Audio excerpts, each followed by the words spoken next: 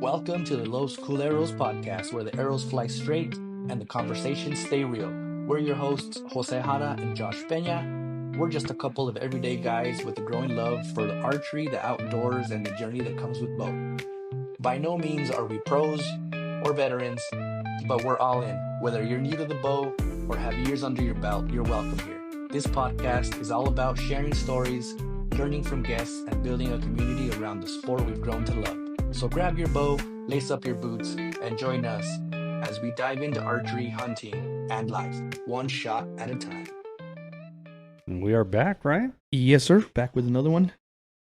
Yeah, so wanted to go over a little bit of arrow selection and kind of why we pick what we pick and kind of how it evolved. Because I used to just go in and buy a fletched arrow, and actually my first hunt was with a store-bought Hunter 400 out of the box, But there is definitely some advantages to kind of taking that leap and start to build your own arrows and kind of get into that a little bit. Yeah.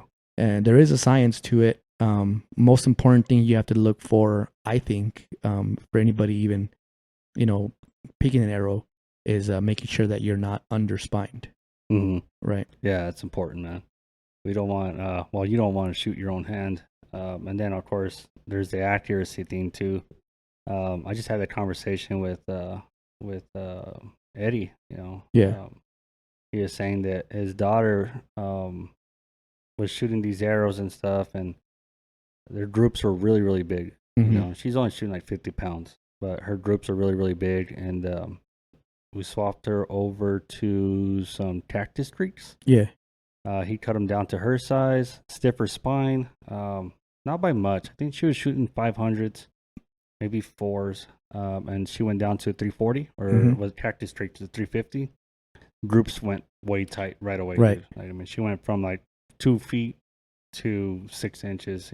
She's tighter groups, and she's shooting a lot better. The arrows are flying a lot better. So definitely underspined, not by much, but makes a difference. The labeling.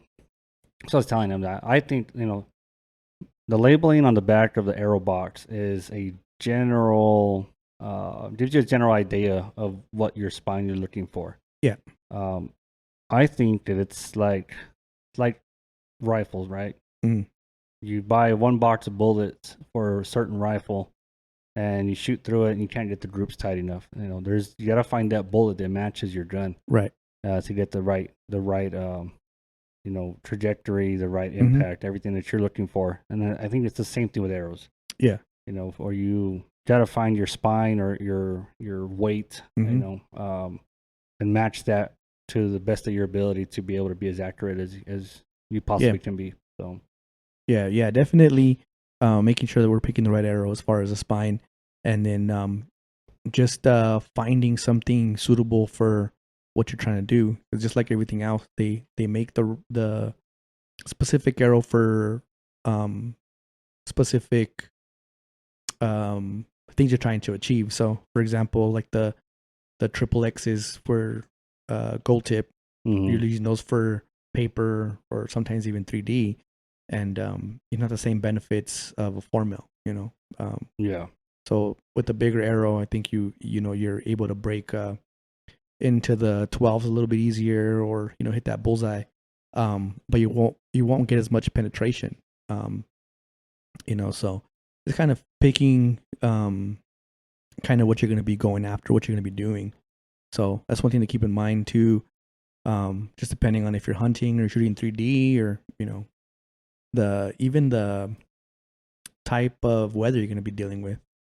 Yeah, there's a lot of variables, right? So weather-wise, I don't worry too much about the weather.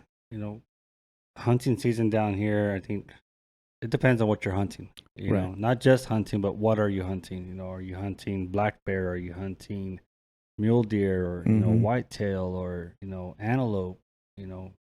Elk.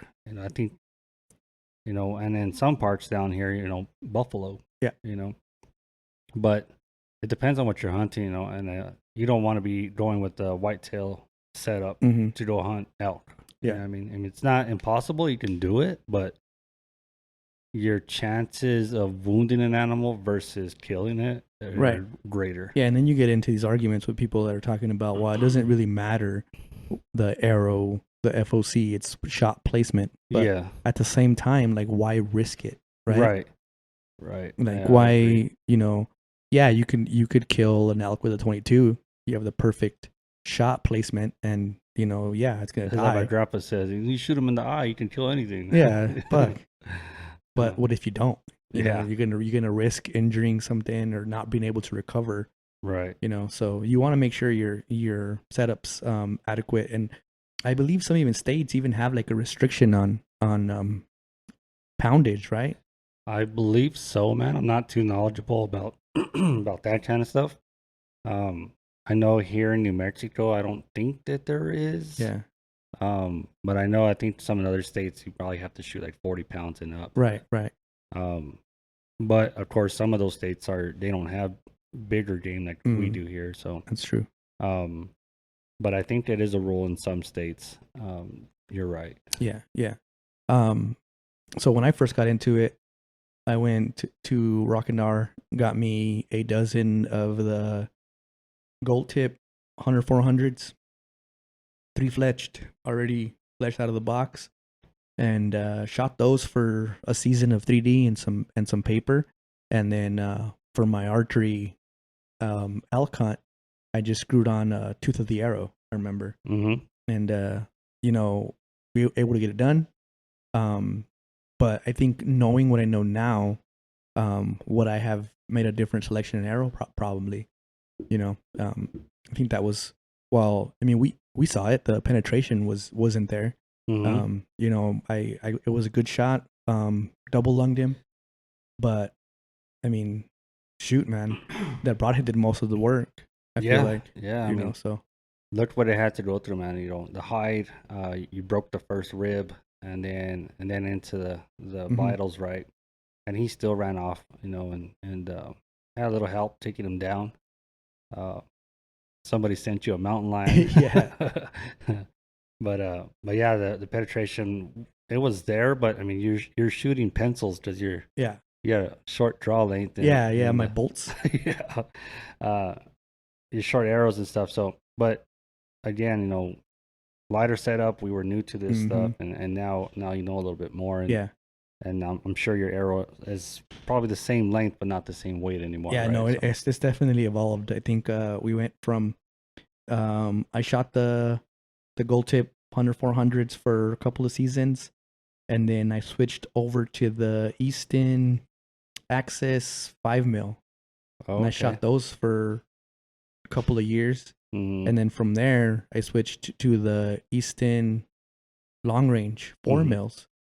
And those are some great arrows, man. I just really think they haven't dialed in their components. And they make better components now, but out of the box, that aluminum insert, you know, if you shoot 3D with them a couple of times, they bend and they're not as accurate after that. But I think Podium Archer now has a titanium insert, and I think even Easton now makes a better insert. But when they first came out, that was one of the things that I had that I struggled with was the inserts. And I think that's with every arrow manufacturer. It seems like components. I think the components is mass produced. You know, get them out, you know, type of thing. But I mean, there is components out there that if you talk to the company like Easton, they'll tell you what components from what arrow matches. You know what you can cross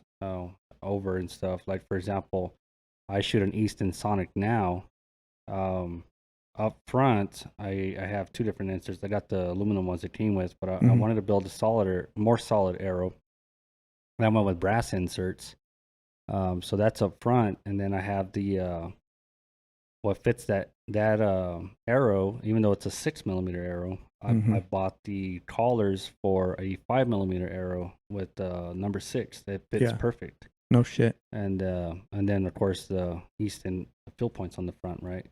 On the back side, again, 6mm arrow, but I have a 4mm. I forget what arrow it's from, but it's it's protection. So I can run a I forget what they call it. It's a hit collar. No, is it a hit collar or the knock? I think so. Collar. Yeah. And it's for a 4 mil, but it fits that arrow, and I can run a micro knock on the back side of that.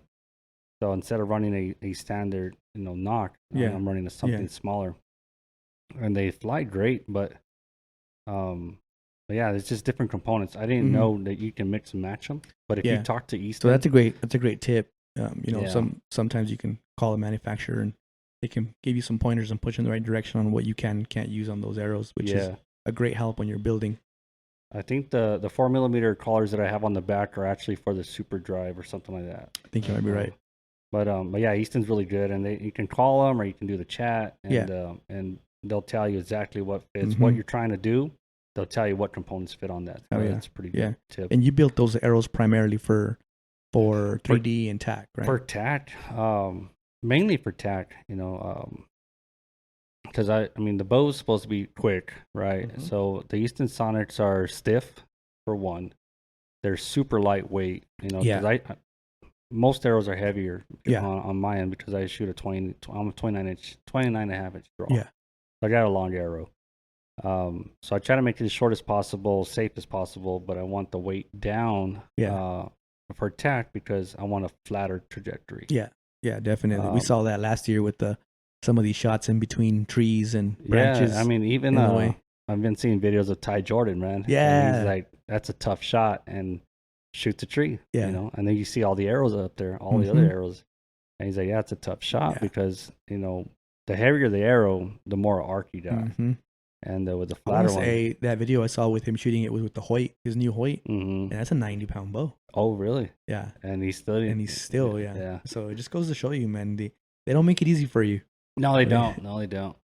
So going back, you said you started with the gold tip 400, and then you went from gold tip 400s to Easton 5 mils. Easton 5 mils, and I think the switch was a good thing, and the only thing, and this is why it's beneficial for you to do your own stuff, because when I made that switch, it was right during COVID, so there was no shops for me to take my arrows in to get fletched or to get put together, and at that point that's what I was doing. I was taking them in, so I ordered these bear shafts with wraps I wanted.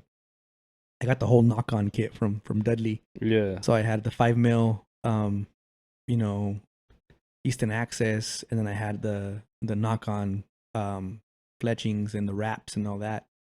And I wanted them put together, but they were closed. So I ended up just saying, screw it, and I bought me a Bitzenberger jig and watched a couple of YouTube videos, and I messed up a couple of fletchings the first couple of tries, and just the glue leaving bubbles in the glue and not getting a good adhesion. And but got those put together, tried the 4-fletch configuration with those, a little bit more drag. But did you on the 4-fletch, did you do the 90 degree or did you do the 125? So the Bitzenberger I bought was preset from Dudley himself. Oh, damn. He opens every one of them.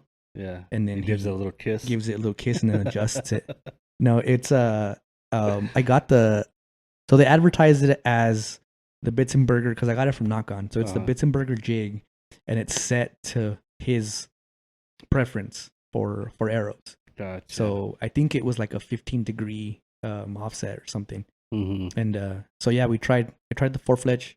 I really liked it, but I felt like it did have a little more drag and it was a little noisier. But as far as steering a broadhead, I think that's the way to go if you're going to do a fixed blade. Yeah. Not only that, I mean, when you started with a 5 mil, man, I think a 4-vein or 4-fletched arrow with the fixed broadhead, like on a lighter arrow, it's going to fly great. Yeah. I did have some issues, and one of the reasons why I switched from gold tip was I started with these starter arrows that I bought when I bought the bow, right? I bought 3. I broke 1, and I used the other 2 till I shot the veins right off of it. So I think I bought some arrows from the shop, That's when I first started. So it's been so long, dude. But I think I bought some.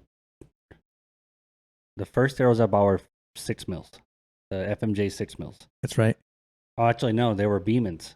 I don't know if Beeman's still around, dude, but there were some Beeman arrows, and they're kind of lightweight, whatever. I was still playing around with the bow, getting used to it. And so I shot, store bought, pre-fletched arrows, and then I think I damaged those. I think I Robin Hooded one. Mm-hmm. I think you Robin Hooded two of mine. I think that's two up on your wall. Yeah, those are both of yours. Yeah. So, and then the next set I bought were, I think the 6mm FMJs had just come out. Yeah. And I decided to run with those, and it was right before deer hunting season. So,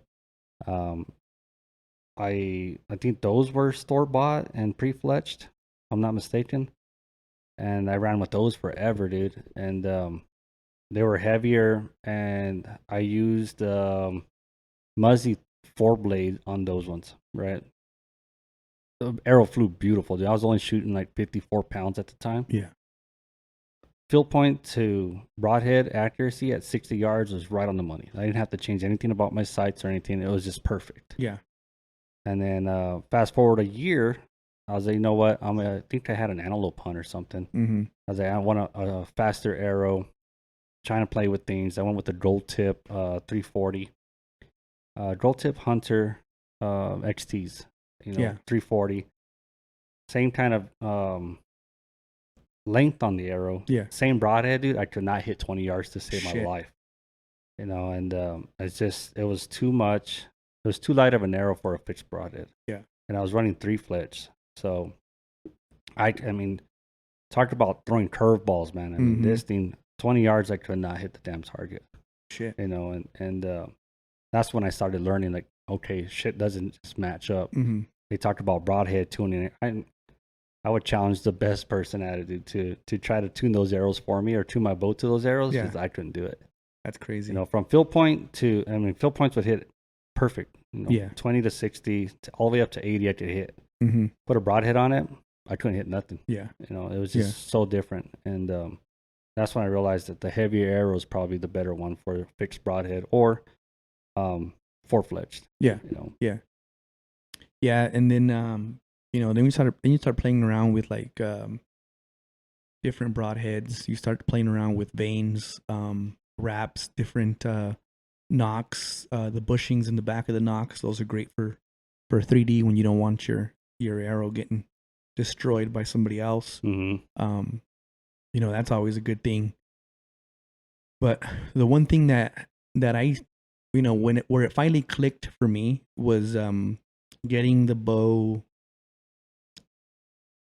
It's so crazy. You just think you just grab a new arrow and put it through your bow and that's it. But you have to take the time and make the adjustment to your sight tape, make the adjustment to your rest. Making sure your bow's tuned. Yeah. It's a lot different, man. I mean, there's no. I guess how do you say this? Of course, if you buy a batch of arrows, supposedly they're supposed to be the same. Mm-hmm. Now, a 6mm in Ultra, a 6mm in Easton's FMJs, and the 6mm from Cactus Creek, they're gonna sit different. Yeah, you know what I mean. So it might be very, very minute, but sometimes that's what matters. Mm-hmm. So just because there's 6mm, don't think that your rest is gonna be in the perfect position for that arrow. It's all about those micro adjustments at that point. That's crazy. What rest are you running? Is that a micro adjustment? It's the Hamsky. Is it the Epsilon? The Epsilon. I think we talked about it before in one of the last episodes. Yeah, it's got some I didn't know if it was micro. Yeah, it's got some micro adjustments. I love that thing, man. It hasn't given me, when a piece of equipment you kind of forget you have it, or you forget that it's on your bow. Mm-hmm. It's probably a better piece of equipment, because with my other one, I was constantly messing with it. Mm-hmm. I was constantly having to make adjustments. It would come loose, or the string from the rest to the bow would stretch, or something, or the launch pad wasn't coming off right, you know, whatever it was. Mm-hmm. But it was always in like the front of my memory, like the rest. Mm-hmm. And with this thing, man, I set it and forget it. You know, it's been pretty good. Like the George Foreman drill, huh? Yeah, man. Heck yeah. Yeah, man, I've been looking at them too. Because I was looking at the Epsilon, and then I was also looking at, I think it's called the Everest. But the Everest is the cheaper of the two, but I don't think it's micro adjustment. I think that's the only difference. Yeah, I want to think say. so. But I mean, that extra $50, man, it's well worth it. Yeah. Right now, I'm shooting the Vapor Trail Gen 7, Mhm. and it's a good rest. Don't get me wrong, but to be able to adjust it, it takes some effort. you Yeah. know. So going back, so you switched over to the 5mm Easton Axis. 5 You started mils. building them yourself. Yeah. What did you notice right off the bat after starting to kind of tune in your own arrows? I mean, for anyone starting to do that, at first it's gonna be frustrating because you know, you're barely getting into it. You have very limited knowledge and you know, my skill set to building stuff like that wasn't there. But I did notice, you know, no one's gonna build them for you the way that you want them, you know, or take that time. You know, it's you're paying somebody for a service, they're gonna do it, but at the end of the day, there's nothing in it for them besides that transaction of money. You know, there's no attachment to it. I mean, most of these bow shops and, you know, manufacturers, a majority of them take pride in what they do, but they're still, you know, it's still production oriented. They got to get this stuff out. Yeah, that's So- what happens in a max production. Yeah. They make the bulk, Mhm. and yeah, you know, you're gonna Yeah. have some variances that. I would say most people don't dive into that world. You know Yeah. what I mean, there's like, oh, I bought some arrows, you know, put the field points on them, send them, you know, and I Mhm. think we were like that too until we started asking why. Yeah. You know, why does it do this? Why does it do that? Well, how come these arrows were hitting good and these ones aren't? Mm-hmm. And start getting into the science of things and little experiments. And like Dan says, you know, you're always tinkering with these Yeah. things, you know, and we see some crazy configurations, right? You have freaking 125 grains up front, 150 grains up front. Yep. Where people like, what's his name? The ranch fairy? Yeah. Yeah. 600 grain 600 arrows. It's grain. like, Jesus. Like, Yeah. how does that arrow even come out of that bow? Mm-hmm. But he does it, you know, and he's good at it. Yeah. You know, but there's a lot of things that I think are necessary, and then there's things that are overdone. Yeah. You know what I mean? But it Yeah. depends on what you're doing with that arrow. Yeah, and you can definitely go over on the deep end of building arrows, and you know, if anybody's wants to go really deep end, I recommend watching the Josh Bomar Yeah. build some arrows, because man, that guy deep dives into what it takes for him to build a perfect arrow.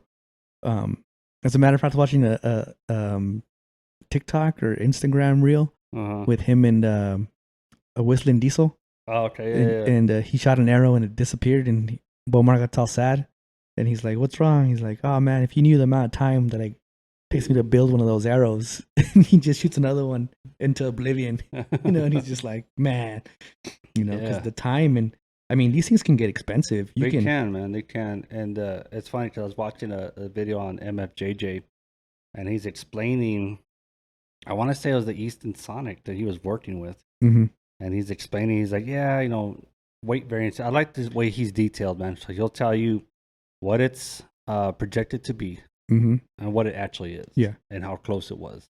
And the company promised this is what it is, close enough, you know, this and that.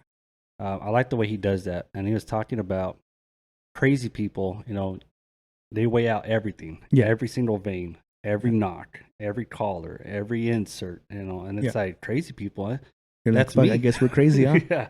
I Yeah. mean, that's where it's evolved to, man, from buying store-bought stuff to Because if being you a do it, crazy person. because if you do it weighing that way, everything. you can get them down to within a grain Yeah. difference. And what I mean by that is you know, you get your field points and you weigh those out, and you get all the ones that match that weight. If they're supposed to be 100 grain field points, you can get all the ones that are 100, or you can get a couple that are like 99. Yeah. And you put those in a separate pile. And then if you have a vein that's supposed to be 2 grains but it's 3, then you could take that 199 and now you're back to 0. Yeah. Now, it sounds okay. It's like, okay, well, that means the back end's gonna be heavier than the front end, but yeah, you're talking about a grain, and that's what I look for in an arrow too. Is like, okay, let's say it's 7.9 GPI, right? As grains per inch. That's right. Every inch it's gonna weigh 7.9 grains.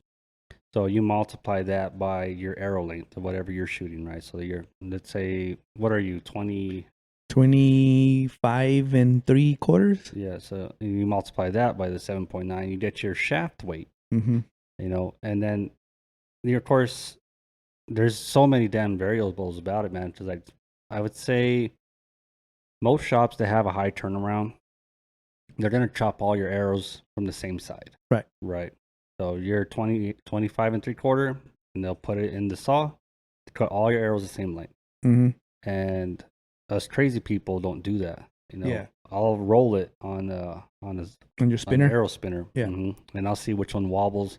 Which side? I might cut, 6 inches, or not 6 inches. That's ridiculous. They come in at 31 inches or 32 inches, right? Bare shaft. So I might cut an inch off of one end, and then cut the rest off the other end, depending on how the wobble is. Yeah. So that's a variable too.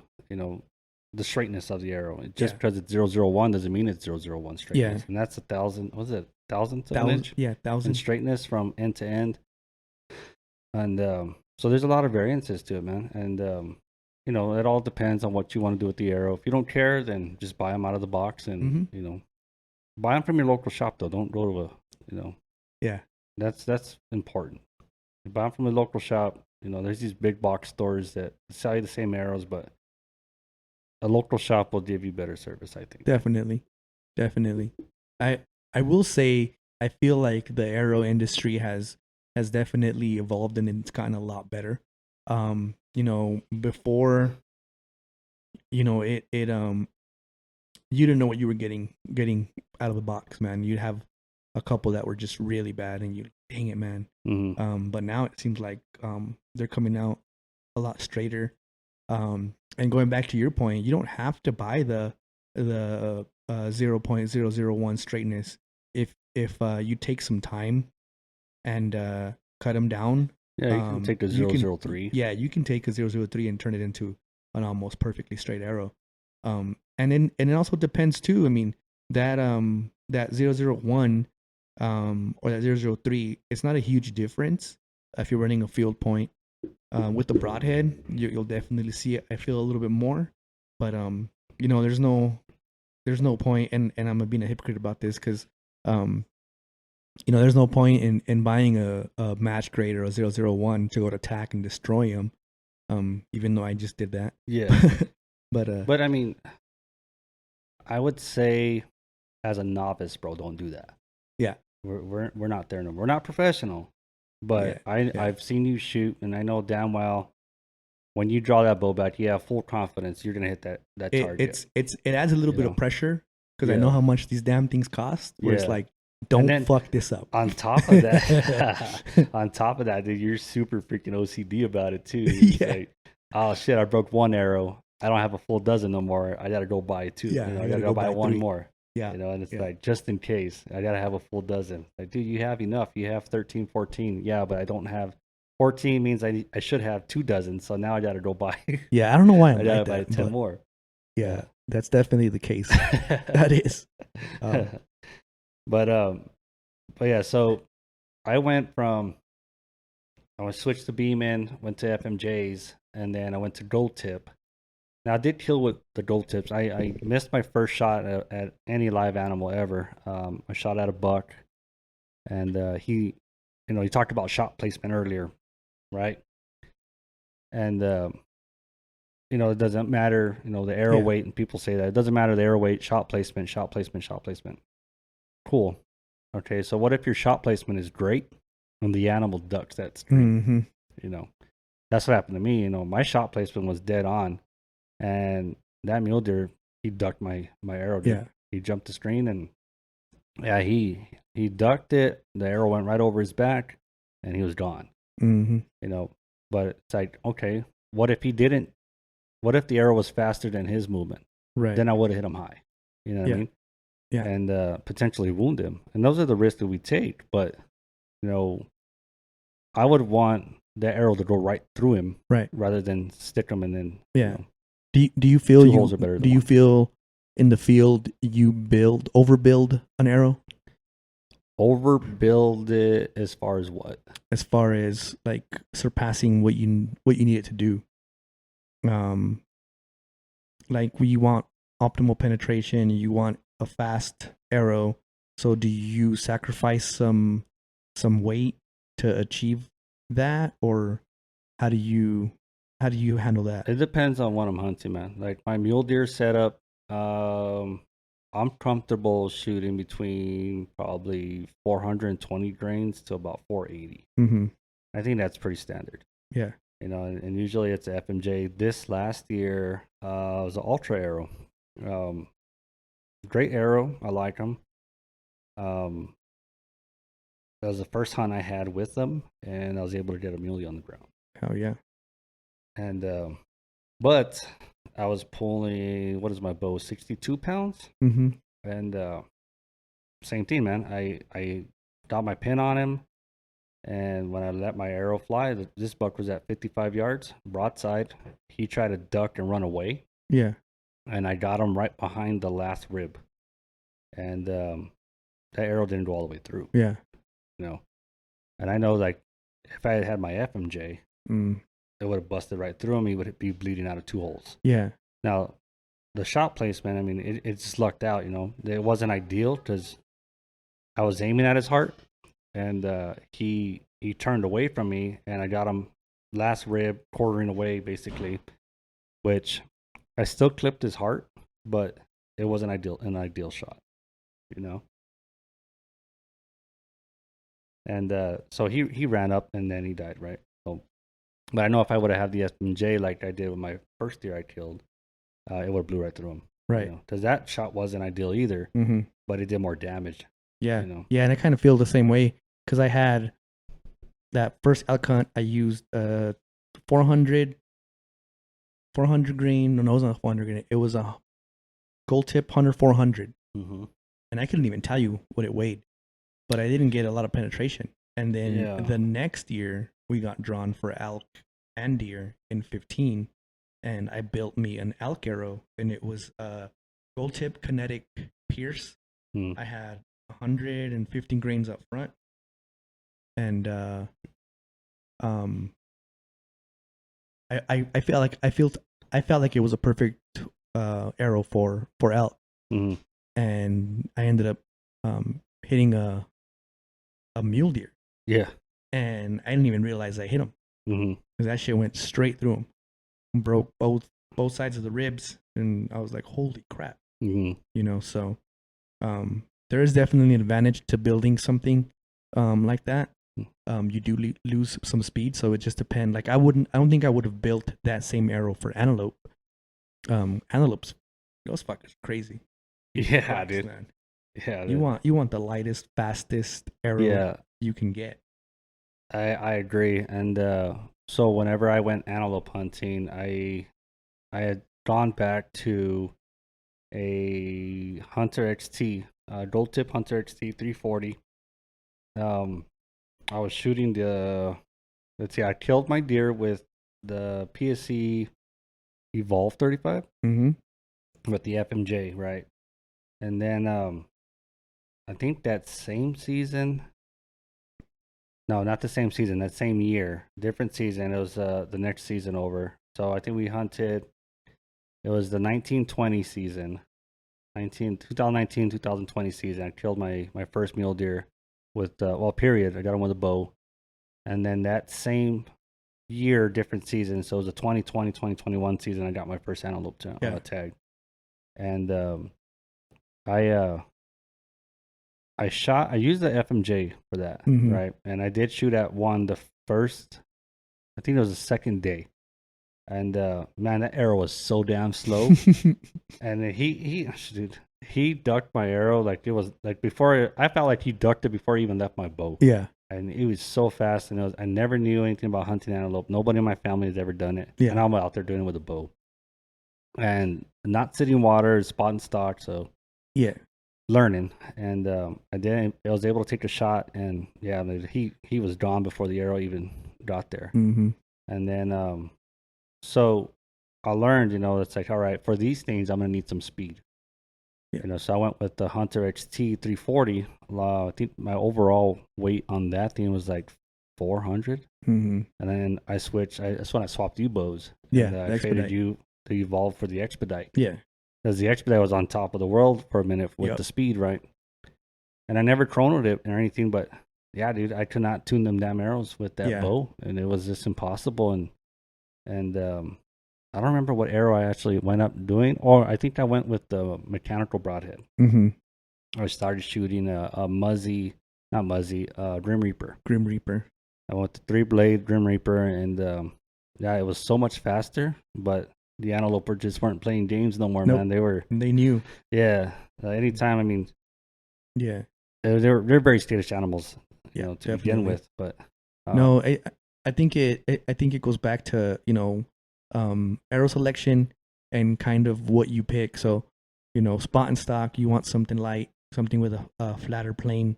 Now if you're out of a tree stand and you're gonna take a shot 30-yard max, then if I was in that situation, I think I'd probably load up, make a little heftier arrow.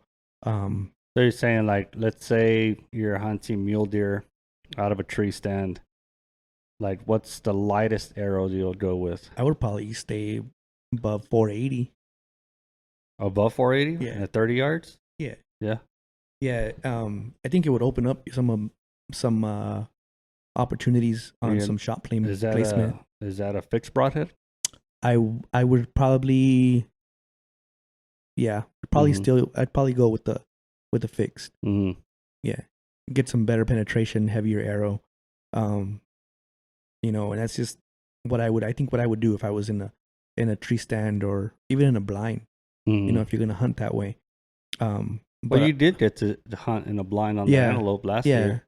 And what were you using for that one? I wish I would have taken some more time on my arrow selection on that, because same thing. I felt like I had a pretty fast bow, a pretty fast arrow.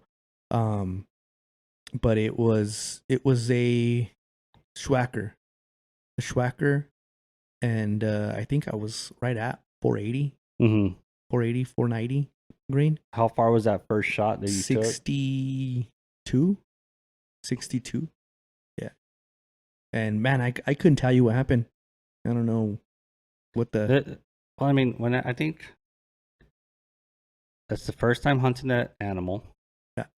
And was he looking right at you whenever you shot at him? So it's so crazy because it went from 0 to 100. So we're in this blind and we're sitting, pretty in a pretty good area. There's water close by, and we're kind of just watching to see if anything comes up. But it just kind of felt like that dang antelope appeared out of thin air. We're staring at the horizon and we can't see anything, and then all of a sudden he's right there, right on top of us, and I'm like, holy shit! And what messed me up was the way I had my chair set up. I had it facing the water, and this guy comes up behind me. Mm-hmm. So I get up out of the chair with Billy. Billy ranges him, and he's kneeling down in front of me. I'm behind me, and what threw me off a little bit too was I'm shooting a hinge release. Not too familiar with letting down at that point. Yeah, which was probably a mistake to be hunting with it if I can't let it down. But I drew back, and I was concerned about where he was when he was ranging it. So I'm thinking about that, making sure that I'm not putting an arrow on him or with him in the way, or with him in the way. And then I look up, and I thought I had him dead to rights, man. And when I released the arrow, he did move a little bit. But one thing that I would have changed also is I would have had a lighted knock.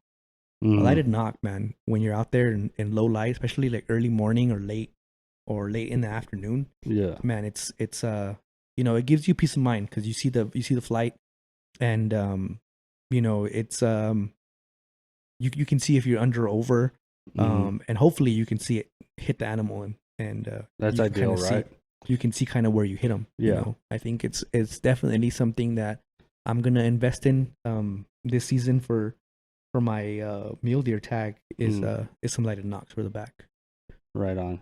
That's another thing too, man. Something that I haven't seen anybody touch on. I'm sure there's a video out there somewhere if somebody's talking about it. But shooting your bow to sight in for rifle season, or rifle season, shooting a bow for rifle season. Sighting in your bow for hunting season, and you gotta practice and sight in with what you're shooting with out there, right? Yeah. And what I mean by that is the arrow you build. Let's say you build, I don't know, Easton 5mm, Right. Easton Axis 5mm, and you're shooting that arrow. Mm-hmm. Your sight tape is on, or your pins are dead set, and you go and throw a nocturnal on it. Yeah. You know, that nocturnal weighs It's gonna throw your weight off. 2 times more than your normal nock. Yep. Normal nock is probably going to weigh about 9 grains. That nocturnal is probably going to weigh about 25 grains. Mm-hmm. So that's going to change a lot of things. It makes your arrow heavier. Yeah. And you wouldn't think it'd be that much, but over distance, yeah, and I'm saying this because from personal experience, man, I missed probably the biggest buck I've ever put my sights on in archery. And nice heavy 8-point. First thing in the morning, first day, ranged him 64 yards. He's broadside, let the arrow fly, and I missed. Yeah. Shot under him. And I had the nocturnals on, right? And I didn't know this at the time, but I hunted all that day, had an even bigger buck on that I was losing light, stalked in on him, had him at 70. Mm-hmm. Now, I didn't take that shot. The does were around him. I didn't take that shot because I had just missed at 64 yards. And Right. I know I was good with the bow at that time. I'm not as good anymore yet. But my cousin tells me, he's like, why didn't you shoot? I go, how far was he? I go, 70. He's like, why didn't you shoot? You're good at 70. I go, I missed one at 64. Yeah, it definitely messes with your confidence. Yeah, I go, and I had, like you said, dead to rights, man. I had the pin on him. I knew my bow. I knew my equipment. I'd been shooting that for a long time. The only difference was the nocturnal. Mm-hmm. So I backed out of there. Didn't spook that buck. Lost some light. And then, anyways, backed out of there. Got home. Had the target in the backyard. It's already dark, right? And put my headlights on it at 50 yards. Shot, hit low. Yeah. Put my 60-yard pin on it, and I drilled it. So I lost 10 yards. My 20 was dead on. Well, before I started putting the nocturnals on, my bow was dead on from 20 to 80. Yeah. On the money. And with the nocturnal on there and not sighting in, at 40 yards, I was already off 5. Mm-hmm. At 50 yards, I was off 10. 10. And it's greater because of the heavier arrow. Yeah. I made that mistake, and I missed probably the biggest opportunity to this date. And the biggest buck I've ever been that close to, So yeah, it's important to sight in with what exact arrow you're going to hunt with. Yeah. Yeah. And Some be confident people with that. I've heard some people even talk about not only sighting in with the exact setup you're going to be using, but also with what you're going to be wearing. It's going to change your form a little bit, whether you're wearing a bino harness or not, or if you're wearing a long sleeve, or if you're wearing a thicker jacket, or if you're wearing gloves. So kind of practice, kind of take that into consideration when you're sighting this stuff in. You hear all these guys talk about, the biggest differences between practice and execution on an animal like that. And Dan says it all the time, with the separations and the preparation. That's one thing. Last season, talk about mishaps and stuff like that. I sighted in my bow. I had a different arrow that I was using for 3D, and when I switched to the arrow for hunting, I made a new sight tape. Well, the way I sight in is I'll grab a little Post-it note, and I'll cut the sticky part off of it, and I'll put that on my sight tape, and I'll sight that in 20, 30, 40, 50, 60. And then I'll take that off, and I'll compare it to the sight tapes that I have in my case, and then I'll find the closest one that matches that, and then I'll put that on the bow. While when I did that, I didn't realize that the sight tape itself that goes on the sight, there's 3 different settings where you can put it. You can put it really high, which is the top screw, and then a little bit lower, which is the middle one, and then a lot lower, which is the third. When I sighted it in, the sight tape was on the first one, on the higher one. When I put the sight tape back on, I put it in the middle. So I was automatically off 5-10 yards without even realizing it. But it goes back to that. Sighted it in. All right, I'm good. I had been shooting these arrows for a couple of days. When I put the sight tape on it for hunting, I put it on the wrong side. And then we go out there. We have an opportunity at a couple of deer, and I blew it. And it was like, what the heck? And it wasn't until we got back into town, did the same thing you did. I pulled back and I shoot, and I'm like, oh, I'm off 5 yards. Yeah. So. Yeah, man. That's frustrating. It is. It is. Just, I mean, everything goes through your head, man. Like the what ifs and what did I do? What happened? Everything is just, it's disheartening. It really is. And for a number of different reasons, right? But at the same time, you're grateful. I'm grateful that even though I'd rather take a miss than hit an animal and not. Oh, man, that's the worst feeling. Because I mean, I've made a damn good shot on this buck, 24 yards, and he left me nothing, and just quit hunting, man, because I mean, I know he died. Yeah. And I don't want to go just kill another deer. Yeah. I mean, yeah. People say, well, you couldn't find them, whatever. You gave a good effort to find them. You just keep on hunting. Yeah. No. I'm not like that. You know what I mean? Yeah. To each their own. I mean, if you do that, I mean, if you go out there and plug 6 deers, there's something wrong with you. Yeah. You got to give the effort. Me personally, I searched for him the whole time I was out there, a couple days, and no blood traces. I never found my arrow. I had witnesses, from I shot. I know where I placed that shot. My brother saw it. Arrow go right through him. It stayed in him, but it did puncture both sides. Yeah. And never found him. Shit. To this day, bro. I mean, every time I go in there, it's like, I know he was standing here. We searched high, low, every which way we could. He had multiple people looking for him. Yeah. Never found him. Yeah. So. Yeah, no, and I'm kind of with you on that. It's you hit one and you can't recover. Yeah. I think that for me, I'm done too. To hit one, not be able to recover it, and then go after another one and hit that one. What's to stop you from keep doing that? Yeah. Hit one, not recover it. Hit one, not recover it. Hit one, not recover it. I've seen people do it, man, and it's just, man, I've seen one person in particular do it until I had to have some words like, that's not right. Yeah. And I shouldn't say I saw him do it. He talked about doing it. I never actually seen him do that. I mean, you would have think that every corner he turned, he was shooting at deer the way he was talking. Yeah. So. But I don't know. I don't like hunting with people like that at all.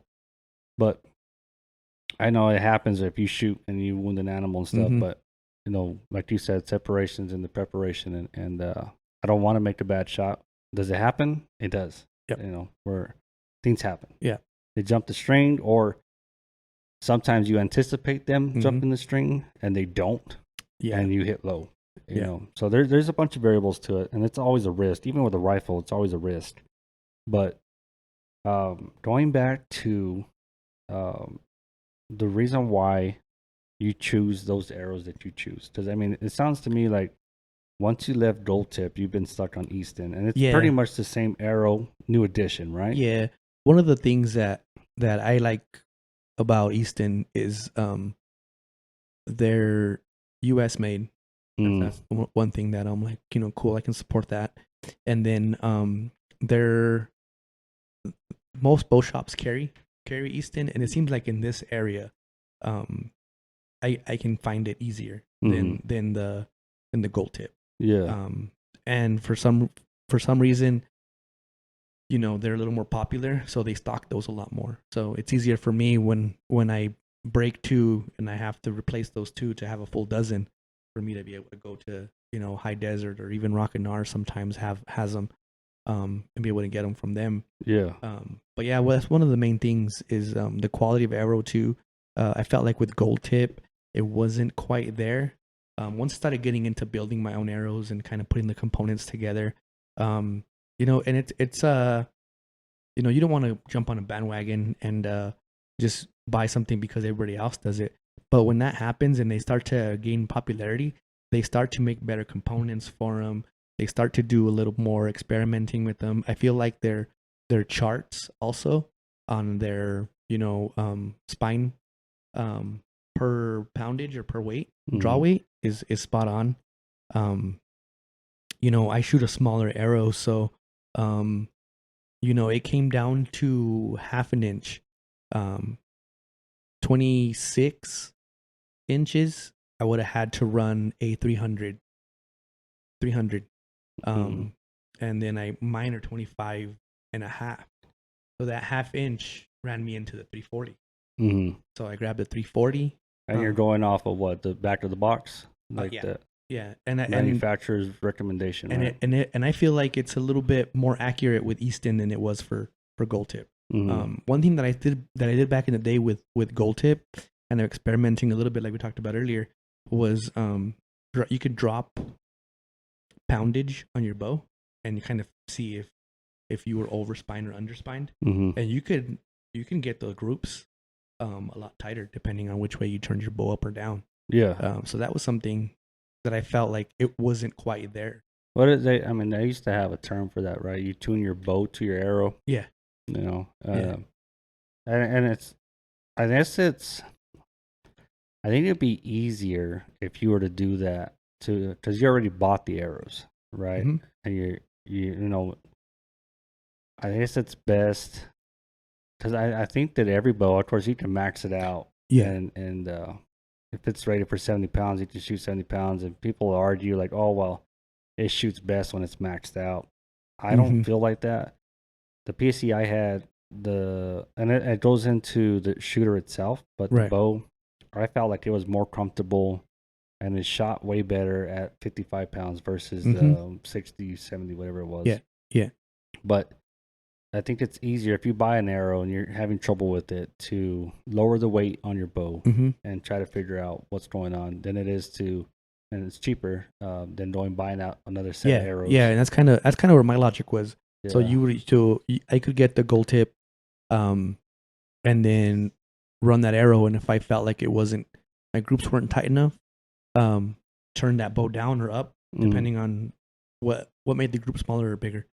And then I could say, well, maybe this is, you know, overspined or underspined. Yeah. Now, and make an adjustment. When you do that, are you doing it like fresh or are you fresh? Yeah. Yeah, fresh. Because you definitely don't want to be sighting in a bow if you're fatigued already, right? Yeah. One thing too, though, that you can, I mean, you're not sighting it in, so you're just kind of aiming at one spot and you're shooting it. You're not focusing on where it's hitting. You're focusing on the size of the group. Yeah. So even if you're fatigued, as long as you're aiming at that same spot and you can see you're aiming at the middle and it's left and high.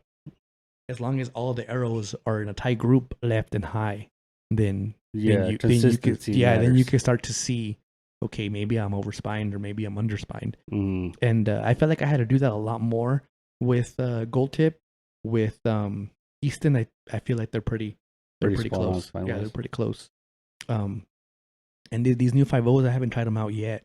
But the reason is there, I don't know too much about those arrows because I've been shooting, man, dude, I had like 7, 8 different brands that I've been playing around with over the last couple of years. So you went with the Easton 5mm? That's the Axis? I think, I'm not even sure, honestly, man. I remember you've been with the same arrow in different variances. So I know you I had the Easton 5mm. 5mm Easton Axis, and then I went to the Easton 4mm long range, and now I'm back to the Easton 5.0s. Yeah, I think those are 5 it's a 5mm. It's a 5mm, but it's supposed to be a lighter GPI. So, and which is what everybody was asking for, in that same arrow, and I'm gonna use it as my coverall for this season. So yeah, I'm gonna been doing good with them. Yeah, you've definitely been doing good with them. Now, I mean, I was kind of one of those bandwagon archers, man. So it's like, what are the top people shooting? Right. And go with that. You know, it's like I think it's Cam Haynes, man, shooting the 5mm or Right. FMJs. Swears Mhm. up and down on them, and then I think he got Rogan on him, and then Dudley was using FMJs. Yeah. I think. Don't quote It's me on that one. yeah, he was. It's hard because you don't.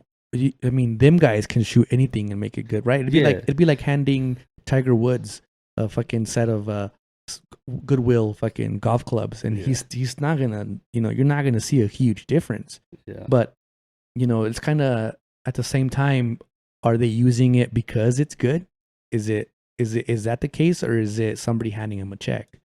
And I think that's where I want to know what they were using that got them noticed. Right. Because that's the setup. Right. Right. And of course, with Cam, it's always been Hoyt. Mm-hmm. And he had the turbo, and he's got the, I don't know what he shoots now. Yeah.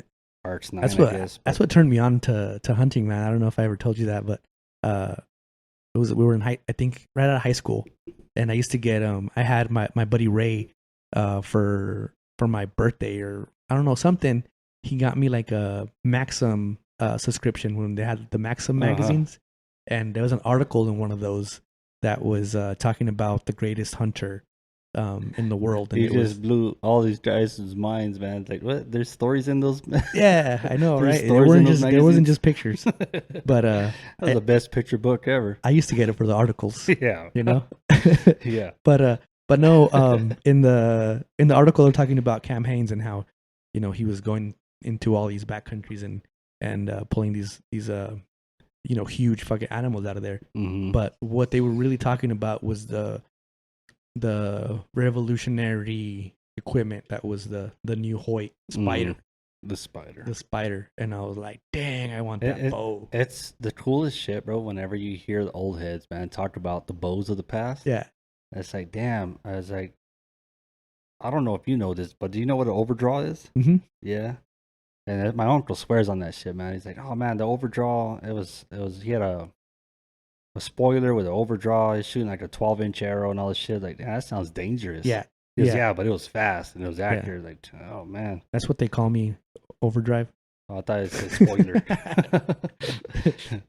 But yeah, it's definitely different, man. And so I think he was shooting those, and right around the same time, I think he was starting to get a little bit of traction. And so we follow people like that because they got a big influence and stuff. And, right. And it's like, damn, man, that dude's so cool and stuff. Mm-hmm. And mm-hmm. I'm not going to start running marathons or nothing like that. But nah. To be able to shoot, long distance with a heavy arrow, it's like, all right, that's cool. You know? So I started with FMJ, and then I loved it. I loved everything about it. I think it was a great arrow and everything. I went from the 6mm to the 5mm, and great setup. I started building them myself, and had a great setup. And then they made that, I want to say it was a T64 arrow. There was a 6mm up front and a 4mm in the back. That's what I was going to ask tapered. You. Yeah, the that tapered. Was a cam thing, right? It was a tapered arrow. And I think it started with components in the front. Like they had a because there's not very many 4mm components up front. So like if you had a broadhead, it's bigger than the arrow. Mm-hmm. Yeah, so that's what it would taper. That for insert, that half collar or insert would taper out to the regular size. I think it was broadhead. built that way, bro. And there was no. So that's what I was. That's what I was getting at. So it started with that, and then FMJ decided to manufacture an arrow that was tapered. The arrow itself was tapered, so you could run the component, the field point or the broadhead in the front without any kind of component, which was like the thing. But what I always wondered was how much of a taper was that? Like, did you have to order it to the specific size, or was it like a universal 31-inch arrow and then you would cut down? Because if you cut it down, are you cutting off that taper? Or like what you were saying earlier. I never thought about that. Or like you were saying earlier, if you're going to cut it off the back end, yeah, how does that work? So I don't know if that was part of the reason why it didn't seem like it took any traction. It kind of seemed like it kind of fell off. That's wild, bro. I didn't think about that, because I mean, at some point, one of those components isn't going to fit right. Right. Yeah. You know, or maybe they were like you had to get them custom ordered. Yeah.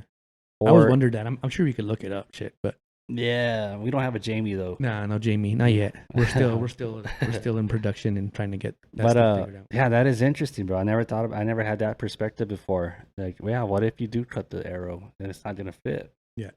You know, maybe you can cut it down to where it goes to a 5 mil. Mm-hmm. You know, and use the components, but even then, like, I was it's always anybody's curious about guess. how far that taper went. Yeah, You know, but yeah, but I mean, they don't make them anymore, mm-mm. so No. maybe that's what they ran into. Yeah, Who knows? yeah. I mean, that's interesting. I'm gonna have to do some research on that. Yeah.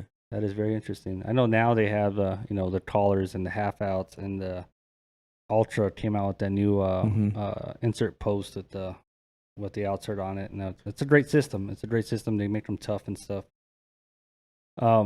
So being that you swapped over to the 5mm arrow, was it the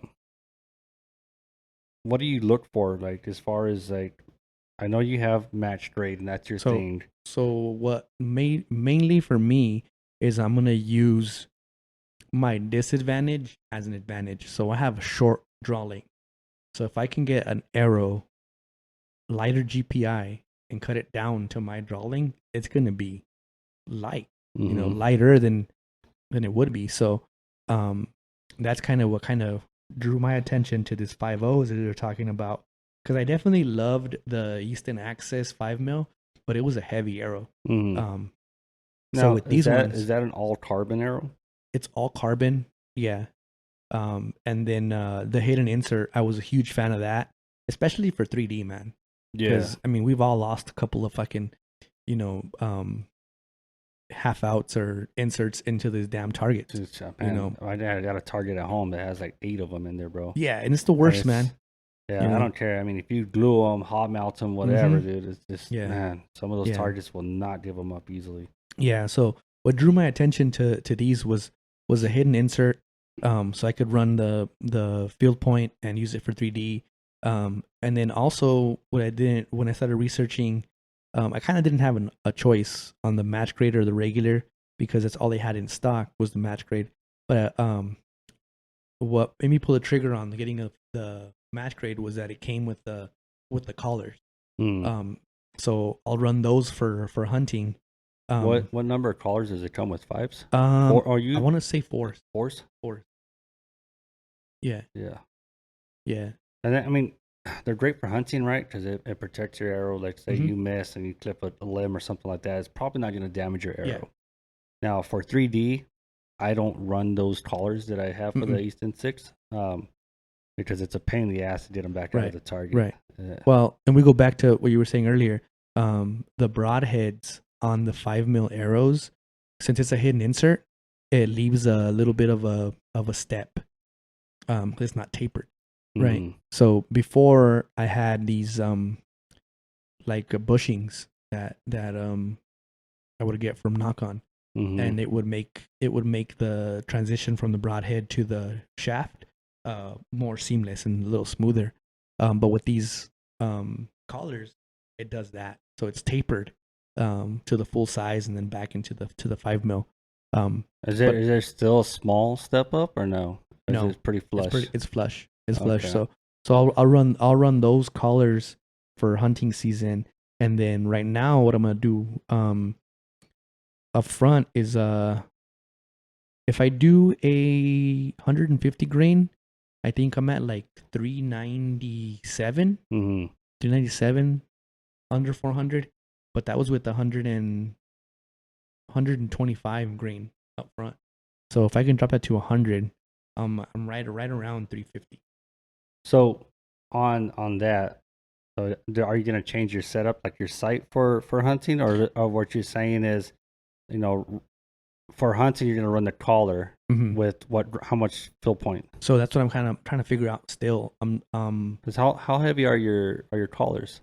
They're like 8 grains. 8 grains. So I was thinking, like, if you take the collar off, match it in weight, you know, for a fill point. Mhm. So whenever you sight in for that, you know, it's not going to matter. You know, whenever you change to your Mhm. hunting setup, to have the same amount of weight up front. Yeah. That's you kind know. of what I was trying to figure out. Try to get it,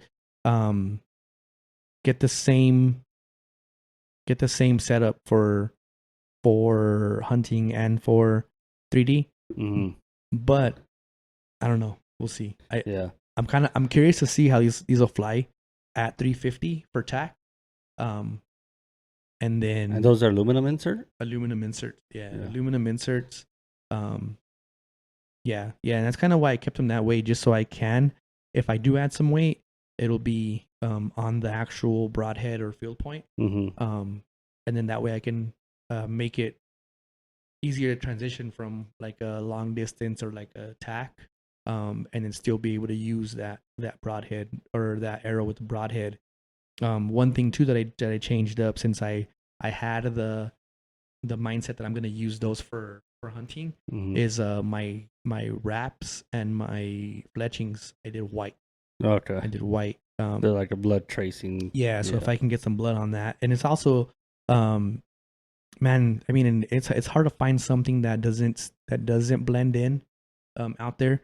But I think white would help. I think last year I did, was it yellow? It was yellow, Mm-hmm. and I had a hard time finding that in those leaves and, and kind of those rocks that are kind of colored that way. Yeah. And even with the fluorescent yellow, it still had a hard time. I mean, I had great experience with the bright green. Bright green. Yeah. I mean, dude, when that arrow fell out, I mean, I saw the arrow fall out, but even then, after putting my bow, while going back to the truck, I could still see my arrow bright as day. It was super bright, even though, I mean, the grass down here is dried out, kind of like a yellowish grass.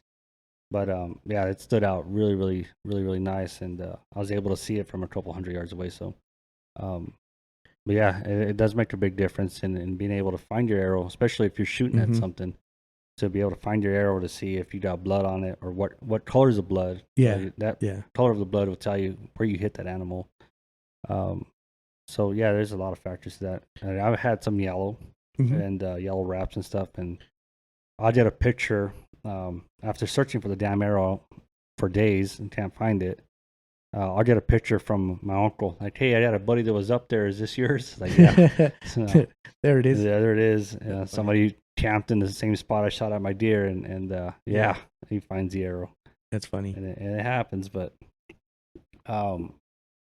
yeah. So the first buck I shot, I had white veins on it. Yeah, I remember that. And I didn't have to. I looked for that arrow. It was still in the deer. I found it.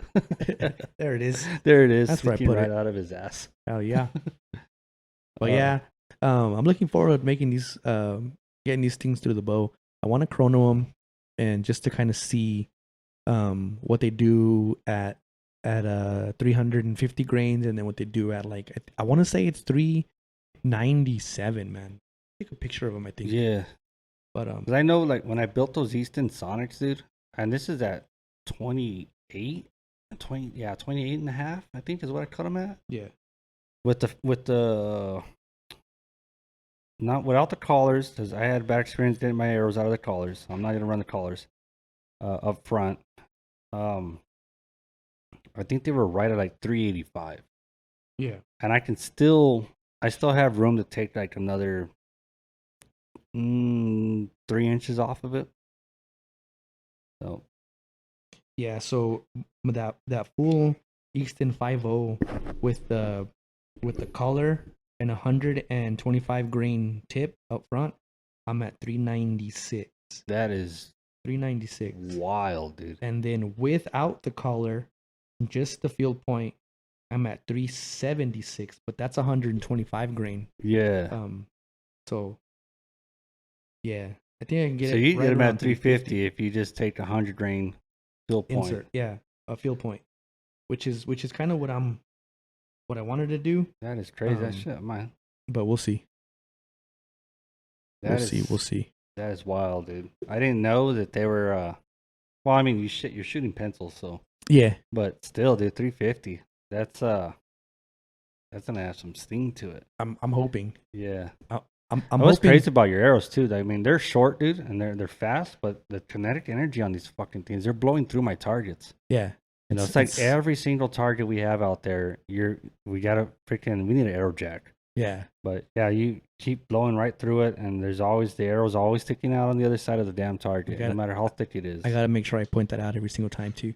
Yeah. Hey guys, check this out. Yeah. What did you say? Do I get 2 12 rings because I hit both of them? I hit both of them. I should Both get sides? extra points. Yeah. And They if anybody's out there familiar with the ASA rulebook, can you guys tell me if I get double points? Double points for shooting both sides. This guy. No, But yeah, no. I'm excited about these new arrows. We're gonna try them out. I need to stop being lazy and glue in the inserts. I finally got that glue I was showing you earlier. Yeah. And it's crazy, right? Because those two look similar. Yeah, They they're look pretty similar. close. So I ordered the Max Bond from Podium Archer, and then my impatient ass got impatient, and then I was in Cruces, stopped at Sportsman's, and I got that other one, which is Bowman. Boning. Yeah, boning. Yeah. Boning. Yeah. Yeah, you're right. Boning insert glue. And looking at the package, it looks the same, except for one of them has a red cap, the other one has a white cap. But as far as like the color, it looks similar. So I don't know. I guess I'm gonna use that Max Bond and so we'll see. Yeah, I mean, they don't have any ingredients or anything on these things. I Right. mean, it just says it contains ethyl 2, whatever the hell that word is. Can't read it. Gives you cancer, but only if you live in California. Yeah, everything does. Everything does. Only if you live in California. Yeah. Yeah, that one definitely does. It says on there cancer and reproductive harm. Shit, So, let me see that. Yeah. Yeah. I'll put it in your pee hole. Yeah. Yeah, I mean, color wise, they look identical, man. And I don't know the difference between these glues that they produce and they put out and stuff. I mean, the only major difference I've seen, and I don't know if it would work on these glues or not, is the UV light. Do you think it would work on these? I mean, I don't know if there's anything on them that makes them. So why does it work on the other one? I think it's what is it called? the Mod-Z? Mod-Z. You know what's crazy is that technology has been out for a while. Because when you watch like Mariela, she does her nails and she has that little UV light that she puts it in there and it hardens it. Yeah. That's all it is. It's hardener. Yeah. I'm like, what the fuck? So yeah. Yeah. I was gonna borrow her little manicure little light so I can shove my arrow in there and spin it. Cure my glue a little bit faster. I can see you didn't yell that already, bro. That's one thing that I think definitely when you get into building arrows, I use that Bitzenberger for forever. Now trying out this new OMP Phoenix jig. I think, man, the magnet on that is so much easier to work with, and yeah, I like it. It's like anything technology, man. I mean, even the most simplest things can be made better. Yeah, definitely. Bitzenberger's been around for years and years and years, and they're great. But you know what's crazy? How long they've been in business, and that patent's still pending. Bitzenberger? Yeah, dude, I gave one away. I think I have like 3 of the original. No shit. Bitzenbergers, Yeah. clamps and everything. Yeah, when I got the mine, new one. because I was doing research whenever COVID hit about building my own arrows because I couldn't get a shop to build me some. And I was looking at research and they were talking about Bitzenberger being around for a long time. And so when I got my Bitzenberger, I opened it and the first thing I saw on the clamp was patent pending. I'm like, how the hell is this patent still pending? It's been around for I think do they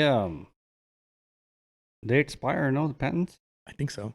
I think that's why there was some company that started doing it. I think it was the boat manufacturer. They lost their patent or some shit, and these other companies started picking it up. I think what was it? And we talked about. I think it was a rest. We were talking about the rest, the way that it attached to the bow, and on why PSE decided to use that attachment point because there was a patent that was Like expired or was gonna expire or something. So. Man, that's one thing that I wish they would just. I get it. Everyone's trying to make a buck, and it's my idea, so F you, don't use it. But man, some of these bow manufacturers need to step it up. And that's the frustrating part for me with PSE, man, because I've been shooting PSE forever, and it's kind of depressing when you see like Matthews and even Bowtech, man. Bowtech came a long way from when we started. Dude, you have a lot of underdogs, man, that people have forgot about. Bowtech being one of them. Darton archery. APA archery has a lot of innovation They got into some their wild bows. shit. Yeah. Yeah. Shit. Who else? What's that new one you sent me some video on? That Truth The archery? Truth. Yeah. Yeah. That one's a wild one too. But again, these are designed by people that have worked in the industry for a really long time, and they're just starting their own shit. Mm-hmm. Everything, even into that the new balance system. Yeah. I forget what it's called, but yeah, man, it's just different. Mm-hmm. Say, because there's people that talk about it, and if you talk to the wrong person about it, your idea gets stolen, and somebody makes a fortune off of it. That's happened. Not I haven't made a fortune, but it's like I remember the first time it happened to me that I can remember was a softball team, and I was like, yeah, we're gonna call ourselves the Lunatics. This is Lunar County. Yeah.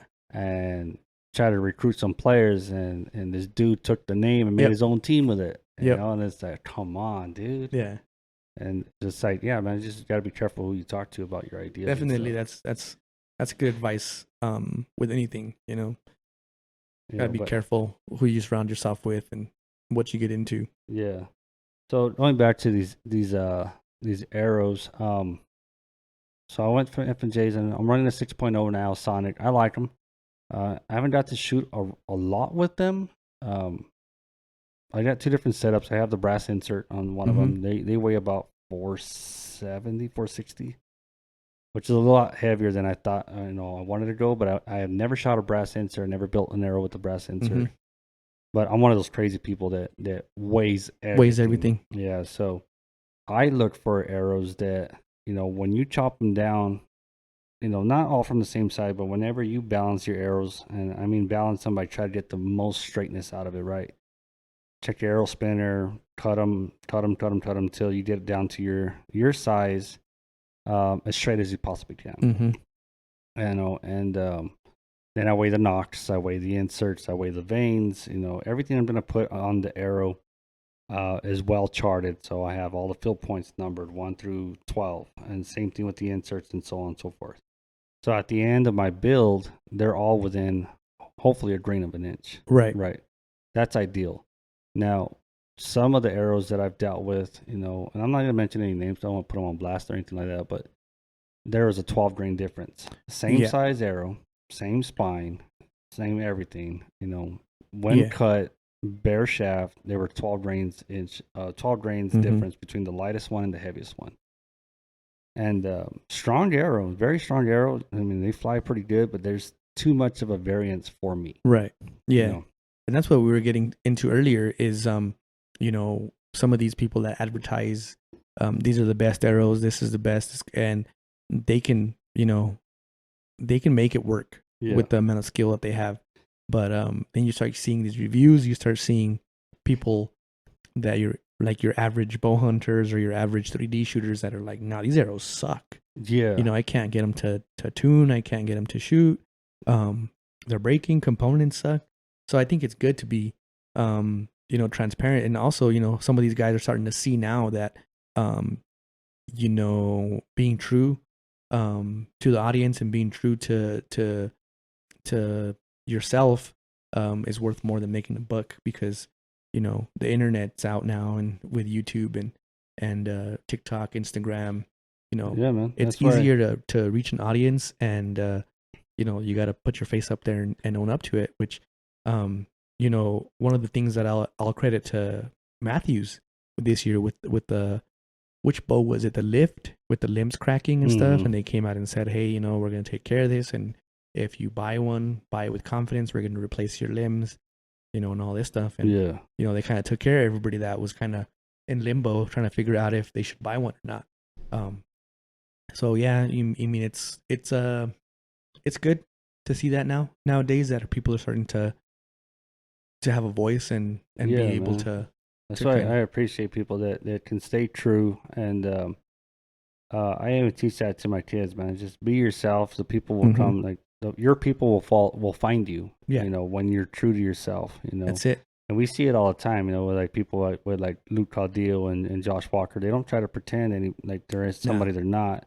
MFJJ, honest reviews, Scott Evans with Botox, honest reviews, they're not pandering to a brand, they're giving you an honest information that they feel, hey, this, I don't think that great of this, but we're going to try it and then see what happens.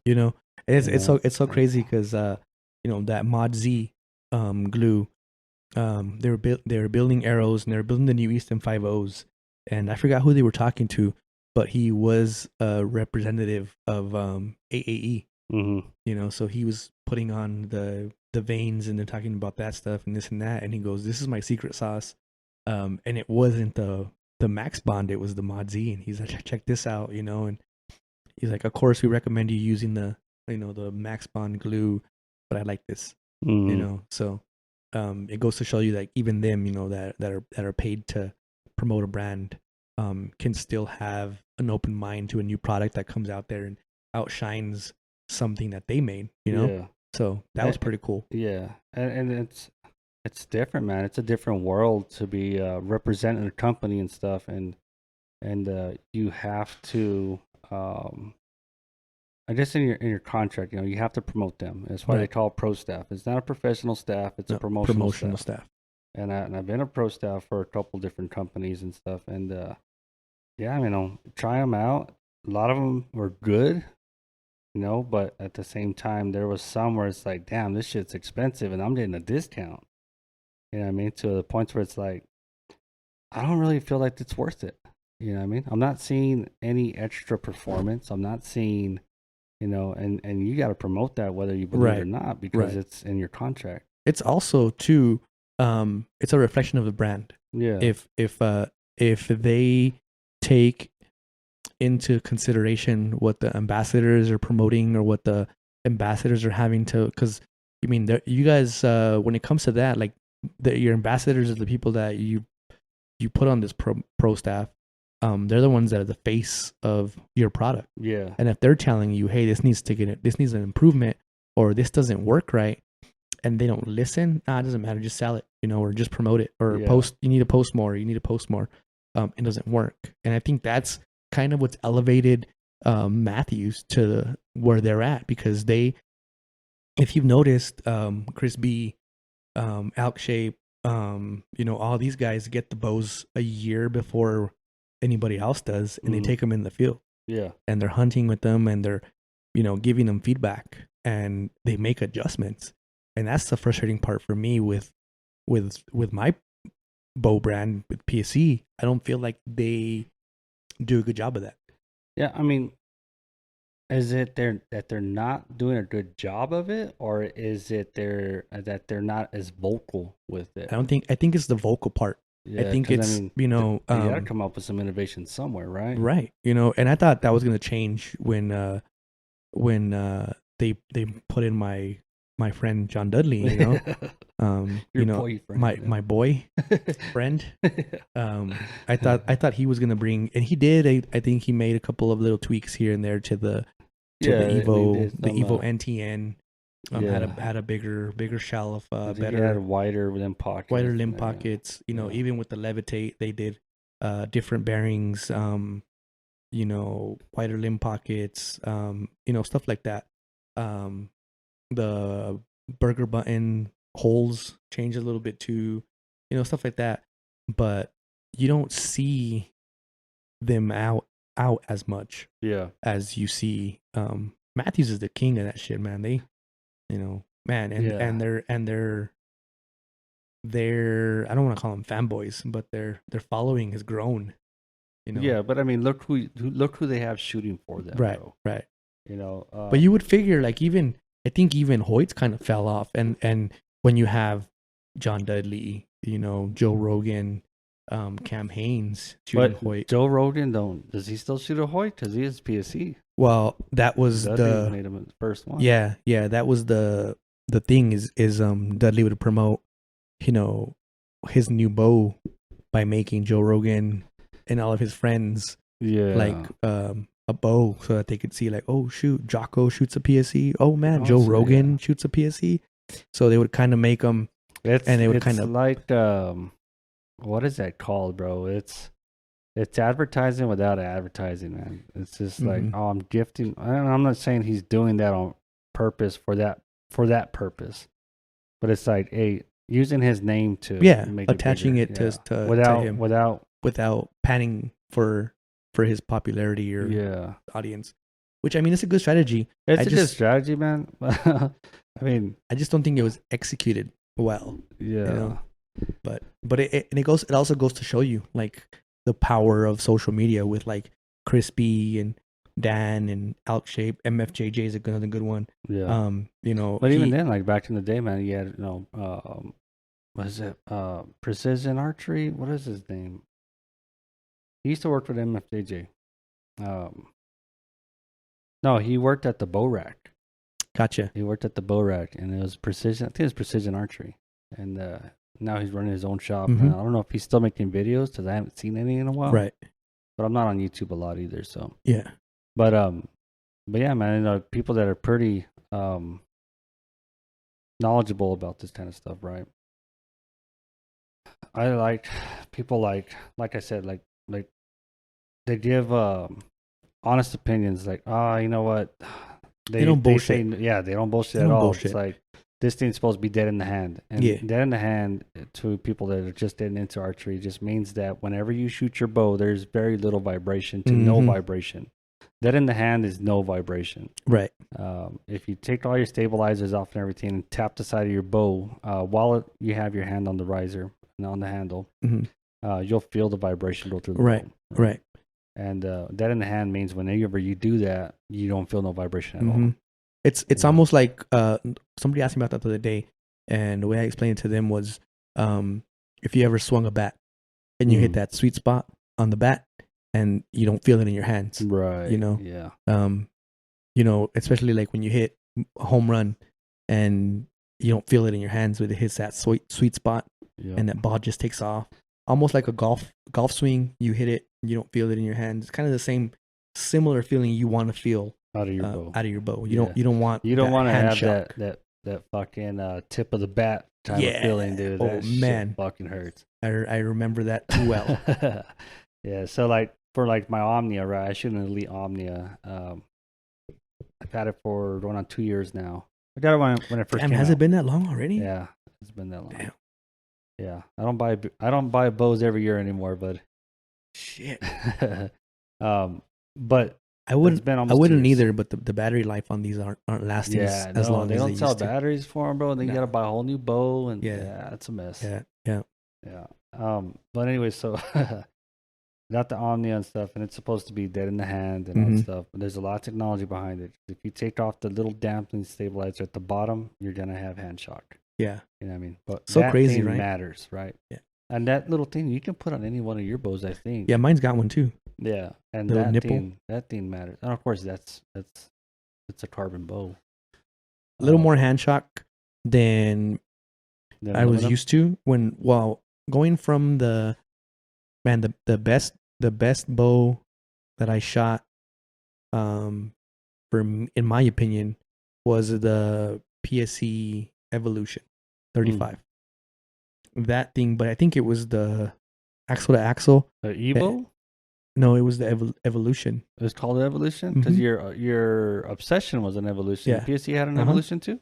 Oh man. Yeah, it was crazy because I had that Obsession Evolution, right, and then it got stolen, and then I replaced it with a PSE Evolution. Huh. Yeah. Because I know they had the Evolve. I thought it was a Evo. Well, maybe it's Evo short for Evolution. Damn it. Yeah. You blew my mind right now. And yeah, that thing, I think it was the axle to axle, a little bit more forgiving, 7.5 inch brace height. And then getting into the Expedite, a lot faster, 6.5 inch brace height. And then I started getting into the shorter axle to axle, and still a little more hand shock, but from the Levitate to the Mach 33, it's a completely different feel. So way better. Holy shit, yeah. And I wouldn't have even considered it, because because it wasn't John Dudley's, you know. Yeah. It wasn't the John Dudley edition. They gave you the okay. Yeah, but he said go ahead and get that one. I'm gonna be leaving PSE, and then we hugged it out. Yeah. No, but you know, one thing that helped, and I highly recommend doing this is, you know, shooting. Don't buy it just for the brand, but you know, shoot whatever that shop has. Go to a different shop, shoot that. And I walked into High Desert. I was killing some time, and Coach was in there, and he was doing that. He had a lineup of all these bows, and I was like, "Hey man, is that the new PSE?" And they're like, "Yeah, you want to shoot it?" And I was like, "Nah, man, I'm not gonna make you guys change all the draw lengths to." For me, he's like, "What's your draw length?" 27.5. All these bows are set up for 27.5. I was like, "Shit, well, I guess I'll shoot it then." Yeah. And well, you and Coach are probably about the same height. Probably. Size, yeah. Might be a little bit taller than him. Maybe. Yeah. Maybe. Nah. But yeah, so I shot that one, and it changed my mind. I was like, man, you know what? You know, with depreciation on my old bow, it's probably better to get a new one. Yeah. You know, at least that's what I told the wife. I'm waiting for it to depreciate enough to end up in my hands. And so yeah, no, you know, so I got that, and yeah, I didn't change arrows on these, so I shot the same arrow through it, and they shot pretty similar. Different sight tape, obviously. But yeah, I've liked it. I've liked it so far. I'm excited to see what these 5.0s are gonna do. I'm super excited about that, and we'll see what happens there. But yeah, man. Fletchings is a whole nother topic. I mean, that's it. Okay, so if we dive into the components of everything, yeah, it's a whole different world, and you can go down the rabbit hole really, really fast. And I mean, like, once I found out that Easton was pretty handy as telling you, what components what go components. with different things, you can kind of Frankenstein an arrow together and build a badass setup. And one of the videos that I saw was it was Dan Stanton, man. He was building I don't know if it was a 6.0 or not, but he was building an arrow, and he had different components from different arrows. And I'm like, oh shit, you can do that? Yeah. And I never even thought about it. I was just like, all right, I'm gonna buy this arrow, and this components fit this and this and that, whatever. Because you have the ID, you have the OD, and it's just, like I said, it's a rabbit hole. And yeah, man, whenever you start mixing and matching things, it's like it's scary because you don't really know what works. But if you talk to the manufacturer, you can kind of pick and choose. Like this let's say, for example, this insert is for a 266 arrow, but it fits this other arrow, whatever. And not all, like we talked about that earlier, not all 6mm components are the same. And that's one of the big things too with new brands and popular pushes like Ultra arrows, for example. Great arrow. They were slim pickings because everybody wanted them, but of course you have a name like Levi Morgan behind them, right?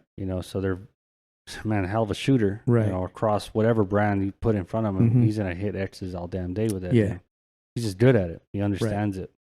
And so what it comes down to is like, okay, that arrow 6mm, but it's built a little bit different. So not a normal 6mm insert's not gonna fit that arrow. Yeah, so you have to find. It's like kind of the freaking iPhone, bro. You can only buy components from that company to fit their shit. Yeah. And Easton, they have a wide variety of different arrows. Yeah, they've been doing it for a while. So they can mix and match components. And then I'm sure Gold Tip is the same way. Right. And what's cool about Gold Tip, is you can talk to the representatives, and they have big names too. They, Levi Morgan was shooting for Gold Tip for a long time. So he had tips and tricks for different arrows and stuff. And I think he was shooting the XXX7 or 27s, something like that. Like that. Tim Gillingham, the face of Gold Tip, basically, and very, very knowledgeable in his shit too. And what's cool about him is like you can actually message Tim Gillingham, and it might take a while, but he'll message you back. Shit. So it's pretty cool. That's cool. And I think it's important, man, whenever you have people like that, and it's not about pushing your product, but being knowledgeable about Right. it. Yeah. And There's a huge difference when it comes to, signing a big name just for the name, yeah, or when they what they call collaborate, yeah.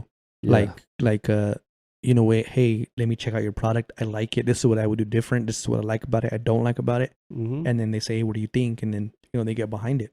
Yeah. Which is great. And I feel like that's where we're headed now, with kind of this new age of like social media and podcasting, TikTok, Instagram, all that stuff, where you get to hear perspectives and different sides and why they picked that component or that arrow or that brand, which is great. Something else I wanted to get into a little bit is I saw online a couple of weeks ago, Vrabel, the Bow Buddy guy. Oh, Burble? Yeah, Verbal. He posted something about having Chat GPT build an arrow for his son. Oh, really? I missed that. Yeah, and I was like, holy shit, that's something that you could do. So apparently he put in his age, his draw, his poundage, and what bow he was using, and it was able to create him an arrow. Told him which how much weight to put in the front. It told him how what length to cut it, all of that. Oh, wow. And he was shooting the lights out with that setup. So I was like, well, I mean, he's good. That's right. He's Yeah, good. Dude, that kid. That kid is good. He smoked both of us at ASA, dude. But he's damn But good. he had what was crazy was he had a comparison from one arrow to the next. Yeah. And you could see that arrow that he had built through ChatGPT was flying a lot better than what he had before. It's a tool, bro. It's so crazy. I mean, man, I use it for so many different things and stuff, and it's a tool. Man, that's who would have thought, right? Right. I mean, someone just thinks outside the box, man, and obviously he does. Oh yeah, he does think outside the box. I mean, he's got a lot going on for him. He's got the Bow Buddy. It's on Amazon now. Yeah. Yeah. So he's making waves too. But I wanted to touch on the big names and stuff, like signing in big names and stuff to push their product and things like that, right? Now, when it comes to sponsorships, bro, like I used to shoot for a string company, and I used their strings before I decided to try to get sponsored for them, and I think that's important. It's not just getting a name because I don't know, apply to everybody. I think there's more passion to it whenever you believe in the product. Yeah, and it's easier to shoot for them when you believe in the product and you use it already. Yeah, it's almost like a heck yeah, I made it. Yeah, kind of feeling, as opposed to like somebody, I'm looking for sponsors. Yeah, and there's a lot of big names out there and stuff, and even some small names too. But if you're not using their product already, I wouldn't bother. No.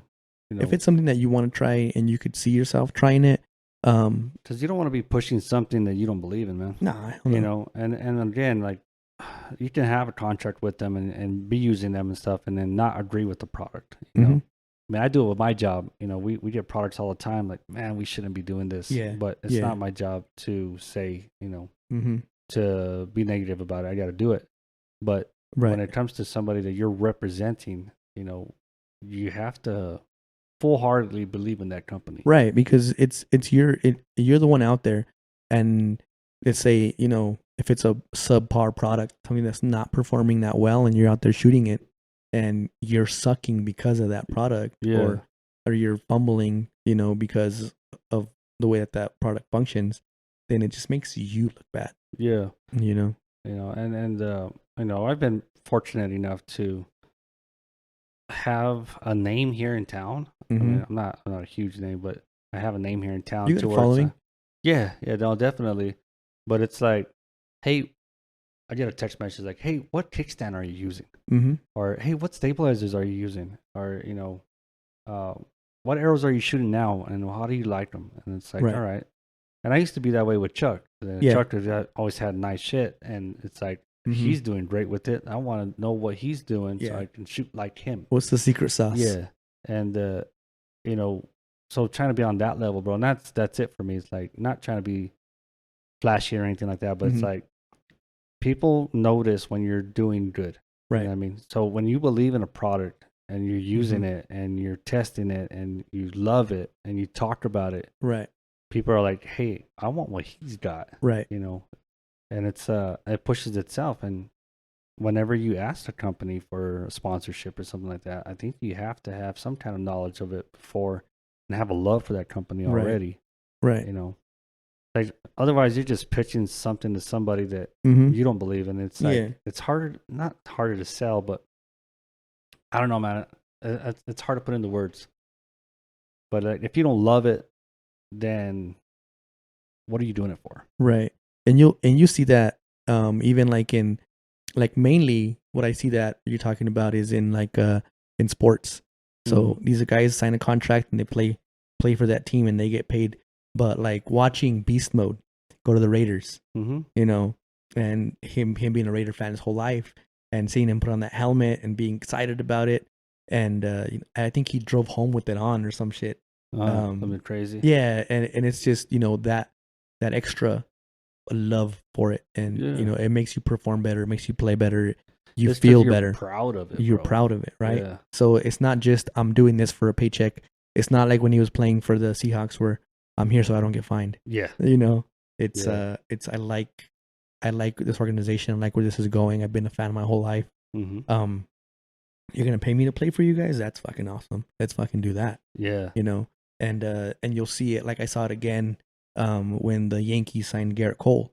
You know, he had a sign talking about how he was going to pitch for the Yankees one day. Yeah, and, I mean, you know, you it's see like, him, you see pictures of him as a kid and stuff, and it's like, damn, you made it. Yeah, but I mean, he could have played for any other team. Yeah, but it's talking about that. It's being behind it 100%. You know, wanting to be a part of that, you know, organization, wanting to be a part of that team. You know, like shit, man. I would love to be sponsored by the Badlands. We use that shit all the fucking time. Yeah, dude, yeah. You know, that's like the best to me. That's like the best fucking hunting gear. Especially for this area, man. You know, blends so well. Yeah, in any terrain, you know. And I agree 100%, man. I mean, it's like I said, you have a love for something, it matters, and it's being proud of it. You know, right. It's being proud of it. Yep.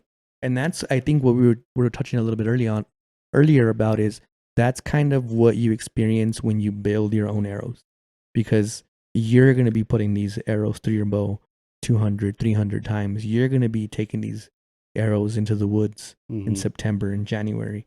You know, and it almost feels like better. Like, yeah, I built these, you know? Yeah. It's so much more satisfying than handing somebody your debit card and getting, you know, half a dozen, which, you know, and we can make this argument back and forth about, you can make a pretty high quality arrow yourself, or you can pay somebody to do it, like the Adams Precision archery, or you can go the UltraView route and pay $250 for 6 arrows. Yeah, you know. And going back to that, man, I just ordered I'm not shitting on the company. I just ordered a release from them. I was taking a tour of the U.S. right now for some reason. Yeah, goddamn postal service, man. Dude, I mean, that's frustrating as hell. It is. I ordered that release last Friday, and I thought I was gonna go from Denver straight here, and it's in Dallas right now. Yeah. So, yeah, I ordered some headphones from Stillwater for the podcast, and when I was looking for headphones, one of the main things that I was looking for was shipping, expedited shipping. And that company or the warehouse was in Tucson. So I was like, hell yeah, that's like 4 hours away. Yeah. I'll get that shit tomorrow. So I ordered it, and it went from Tucson to Phoenix, from Phoenix to Denver, Albuquerque, and I get them tomorrow. Yeah. It's been 2 weeks. I'm like, what the fuck? Yeah. But yeah. I ordered some bow hitch stuff from Albuquerque from my buddy Armando, and I went on a tour too. I went from Albuquerque, instead of just going straight down here to Deming. Yeah. It went to Houston, then it went to Dallas, and then El Paso. Like next time, I'll just go pick it up from your house. Yeah, bro. I could have went today. But no, he's not there today. He's taking the family out. But I saw some shit that I liked. He's engraving these bow hitches now, right? yeah. I saw that. I was like, oh shit, that's fucking badass. I asked him because we have well, of course, those cool arrows on the one of the Instagram that I have. I have that logo and I wanted to put it on this bow hitch, and so and I asked him, I was like, can you put anything on there? He's like, yeah, man, pretty much as long as it's not a whole lot of detail. Right. But yeah, man. That's pretty fucking awesome. I think that's huge. The customization, great product, man. It is, dude. It's a lifesaver. Fucking A. It's a lifesaver. But going back to the UltraView stuff, they came out with that custom arrow. I think it was like $200 for 6. Right. And I just tell them your specs and all this stuff. And I think no, not even. It's just all it is they'll cut it down to your size. Mm-hmm. But as far as like the specs, it's all standard arrow. Mm-hmm. And they're Victory arrows? Is that what I remember? They come out of that same manufacturer. Mm-hmm. So, but they have an exclusive diameter. So it's between a 4 and a 5 mil. Okay. So it's like a 4.5. 4.5, yeah.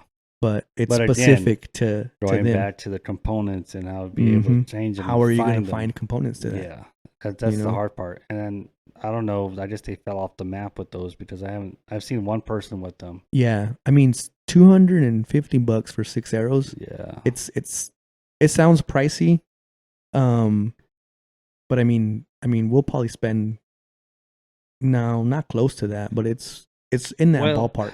But for 12. Yeah, I mean, when you talk, because they're not wrapped. They are wrapped, but they're different, right?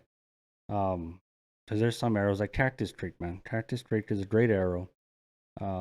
They come in different variances, I think these 5 mil, 6 mil. Components, standard components. You can get them dipped, which is in terms of the white dip. So for blood tracking purposes, right? Gotcha. And then you can get them just normal carbon shaft, right? Mm-hmm. But they're great arrows and everything. But then you have higher grade arrows like Victory. Let's say like the Victory. I think they're the HLRs. HLR. Those are nice. Eastons. But when you pay for the arrow itself, it's always more expensive to buy them already fletched. Mm-hmm. You can save money if you buy the components and build them yourself. Right. Build them to your liking. But the more you dive into that stuff, it's not the components that you spend money on that's expensive. It's the time. Yeah. And when you're paying a company to do it for you, right, you're paying for the service. It's a premium service. Yeah. And you're expecting the premium product. And I think Dan was the first person that I saw that actually is like, you know what? I bit the bullet. I ordered from Adams Precision Archery. I'm going to check them out. Yeah. And he gave his honest opinion about it. And I think their Adams Precision is a pretty good, start. Man. And I think they do sight tapes. Oh man, can't remember. I think they're the same company. What's cool about those arrows is you type in all of your information and then your phone number. And from what I'm hearing is they'll call you and talk to you about what you're trying to do, and where you want to be. Mm-hmm. So that's kind of where that goes. Yeah, so like what I do, well, I guess you do too. What we do with these arrows are exactly what these companies are doing with these arrows, right? They're building them to spec. They're getting them straight as possible. They're weighing out everything so that when you get your full dozen of arrows, you're gonna pay more for them, but they're gonna be identical to each other. Yeah.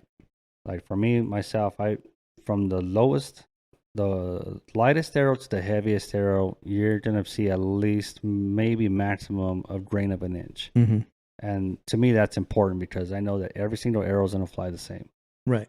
And if they're the same that way, and this goes down into the rabbit hole, man, is that the only variance you'll see in a flight and a grouping, if you have a flyer, is going to be noctuning the damn thing. Mm-hmm. But you do a noctune and you do a spinal line and you go to dude, Yeah. you name it. And There's some of these so many variants. arrow manufacturers are starting to take that into consideration when they manufacture them, and they're actually finding they're spine aligning them for you. I think Victory marks it. Victory marks them. Ultra is a no spine technology. Yeah, I think they have like a Ultra, wizard kind of tap their Yeah. wand and make them some Harry Potter shit some going Harry on Potter there. shit, man. Definitely. No, I don't know how that technology works. And I think it's the way they weave it. Yeah, the way they weave it, and then, I mean, I think from what I'm seeing, they're flying pretty good. Yeah, I mean, it flew good enough for me to put a deer in the dirt. Oh yeah. I never had any issues with them, man. I mean, they were great. Of course, I shot the 6 mils. I didn't shoot the 4. Yeah. And I know the 4 are a little bit different in a build because they have the post and then they have the screw on outsert. Outsert or half cert? I can never tell the damn difference. Outsert. Is it outsert? Yeah. What's a half cert? So the outsert is, it goes inside of the arrow, and then from the carbon forward is the outsert. But if it's that's a half cert? That's an outsert. That's an outsert? Half cert is if the carbon goes into the component and then half of the exterior part goes past the carbon. Like so towards you. This is where my confusion comes from. Is that every place you order ship from, they'll have the same component and label it different. Yeah. You know, and that's what I was confused on the release I got, because Lancaster says it's called the Hinge 2. Yeah. It says back tension release. Yeah. And UltraView calls it the Hinge 2 because it's a fucking hinge release. It's a hinge. So it's like, all right, I'll buy Which that. one is it? And it's like, it doesn't matter what the name of it is. Right. You know, I'm gonna punch myself in the face with it anyways. No, but going back to like the half cert outsert shit, I've seen the same component enabled different ways. So it's like, okay, which one am I getting? Yeah. So with the 4mm ultra arrows, and they're not the first company to do it. So they used it though, and it's called the Arcos system, right? So it's an insert with a post, with a strong post. It slides into the shaft itself. Right. And then you have a collar, if you will, that screws onto that. Gotcha. And then the fill point screws onto that. Okay. So you almost have like a hidden insert, and then the post screws into that. Yeah. So and then it covers part of the carbon. Yeah. Have you seen like the rifle cleaning kit? How it has the attachments on the front? Right. That's the way the front of the arrow is. Okay. And so it's a great system. So your front of your carbon is completely protected, inside and out. So it's like a shock collar. It's very important that you protect your carbon. Yes, very important.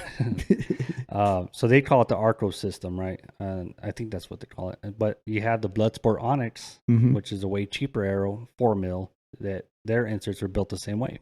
Right. And they call it something else. I forget what their system called, but it's similar. You think that's part of like the patent process, or trying to avoid getting sued? It could be. Creates that kind of confusion, because it would make no sense, you know? Yeah. But it could be. That, it's kind of like the whole Weird Al Vanilla Ice battle. You know what I mean? It's the same beat, using my beat, but it's different. A little bit different. Yeah. So it's same but different. Same but different. But what's crazy about it is that the Bloodsport was a 4mm, same kind of system, but the components don't cross over. Damn. So the Bloodsport stuff didn't fit the Arco system. Right. And then same thing with the Killing Sticks. Killing Sticks. They have a great system, same type of system, but those components from one 4mm to the next 4mm, they don't fit. Shit. And it's same spine, but the thing is, like, one 4mm has a thicker wall than the other. I was gonna say it's the same diameter on the outside, but the inside of it is where the variance is. And then the components, like with them, I mean, it doesn't matter, but I'm a color matching freak. Same. You know, so if I'm shooting, you know, green fletchings, I want to have green up front too. Mm-hmm. And with them, like you have different components have different colors based on the spine. So, like for example, if you had a 350 spine arrow, the outsert in the front is black. If it's a 400, it might be red. You know, and so if you're shooting like all your components on your bow on red, you can't necessarily get a red outsert in the front, and then nobody makes them custom that way. And hopefully, maybe it'll change. That'd be pretty cool if they had more components in different colors. I don't know the business aspects of all that stuff, but that's crazy. That's crazy. But I think, you know, it's just coming down to it, man. If you're buying components for an arrow, you really got to do your research if you want to mix match shit to make sure that it's gonna fit snug. Right, you know? right. And it just depends on what you want to do. Mm-hmm. The collars or the half certs, those are great. On I think heavier, bigger animals. I wouldn't necessarily worry too much about it if you're hunting smaller game, turkey or whitetail, jackrabbits, whatever it is, the small stuff. I wouldn't worry too much about it. The 5mm Easton Access 5mm was probably the toughest arrow I shot. Mm-hmm.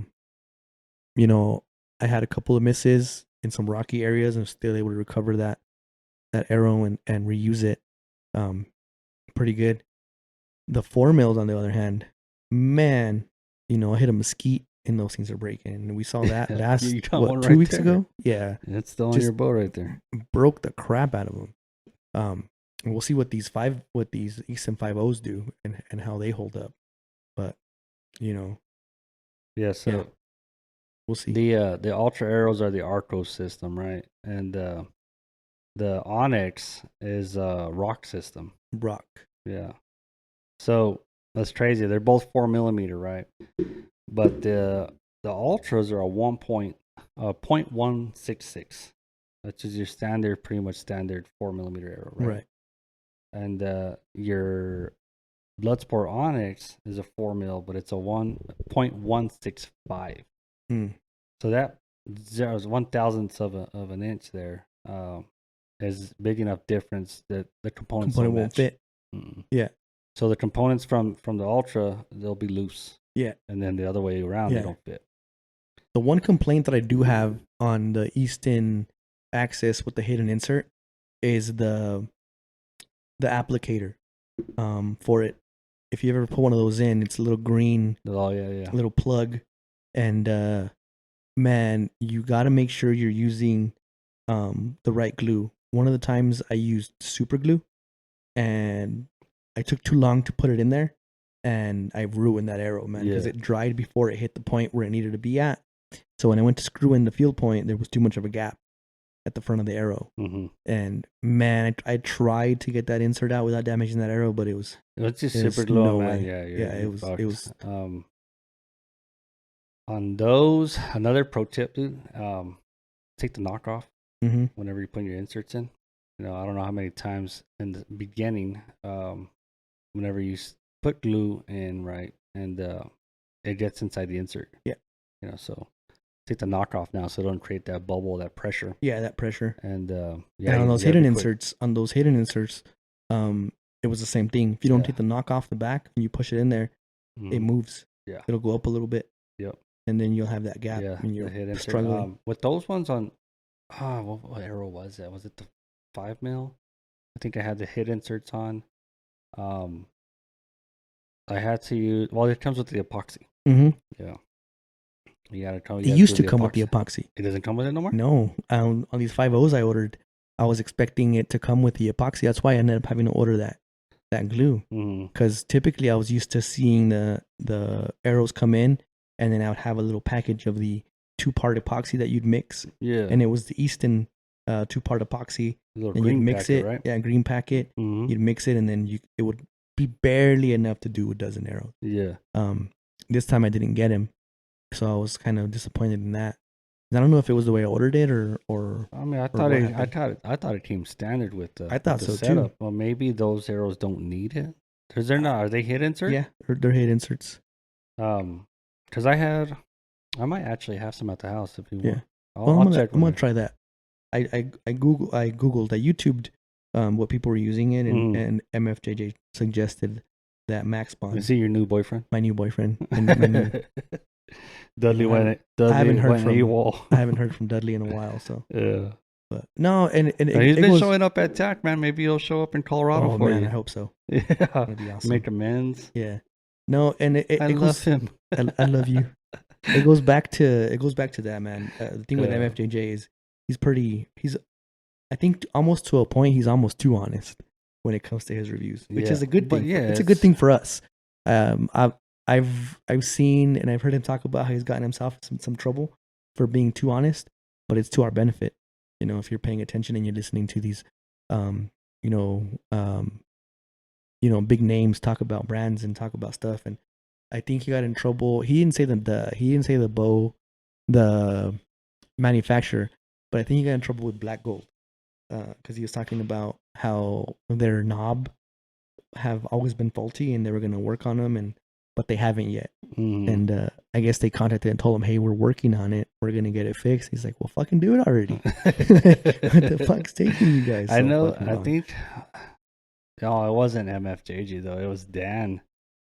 Dan got into a little bit of a disagreement with Levi, and I think it was over tack veins. Yeah. He had said some stuff that wasn't exactly true, and being Levi, and I don't remember who the owner of Tack is, whatever, but professional, man. It's like, hey, you were wrong. Yeah. Okay, show me. They had a meeting about it. They made it public and everything. Yep. Like, set everybody straight. Like, hey, and it's cool, man, that those guys can take it on the chin and be like, all right, cool. It's a learning experience. Apologize. Took it around the chin and put it out there. They're human. We make mistakes or whatever. Shit happens. Shit happens. We all do it.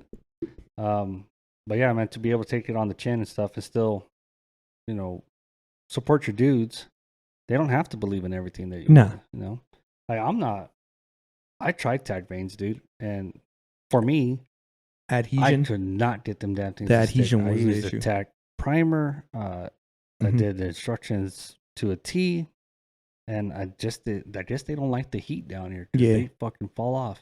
Yeah. And the one time I did get them to stick good, and I was proud of myself for doing it. I was like, I figured it out. Mm-hmm. And I left them in my truck for a little bit too long, and they fucking melted all of them. Off. Yeah. Sheesh. So, and I'm not the only one. I mean, I see videos all the time. I talk to the people around here. I give my tack veins away. Like, you try them. You know what I mean? Yeah. When they're on there, they work great, but it's getting them to stay on there. I had the same issue because you gave me some, and I got a variety pack from AAE, and then I had some tack veins from you. And I also had those spaceship one DCA. Yeah, I gave you some DCAs. I tried those, and I did 3 of each, and I ended up with the air razors, and I like those. You know what? Before we go to tack, I think I might order some different veins. Yeah, yeah. I have some hybrids. I really like the 23s, but I like the way your razors are sitting. Yeah, I got pink and yellow if you want to try them. Yeah, I think they'll be perfect and white. Pink, yellow, and white. I think they'll be perfect for those Sonics, man. Especially because they're stiffer. Yeah, and they're lower profile. Yeah. I tried. I was worried about the noise, but I didn't hear too much of a difference on these 4 mils. We'll see on the 5 mils, but on these 4 mils, I didn't see too much of a difference. So, I know you and George were telling me like, oh man, your arrows are whistling, and to this day I don't know why. Yeah.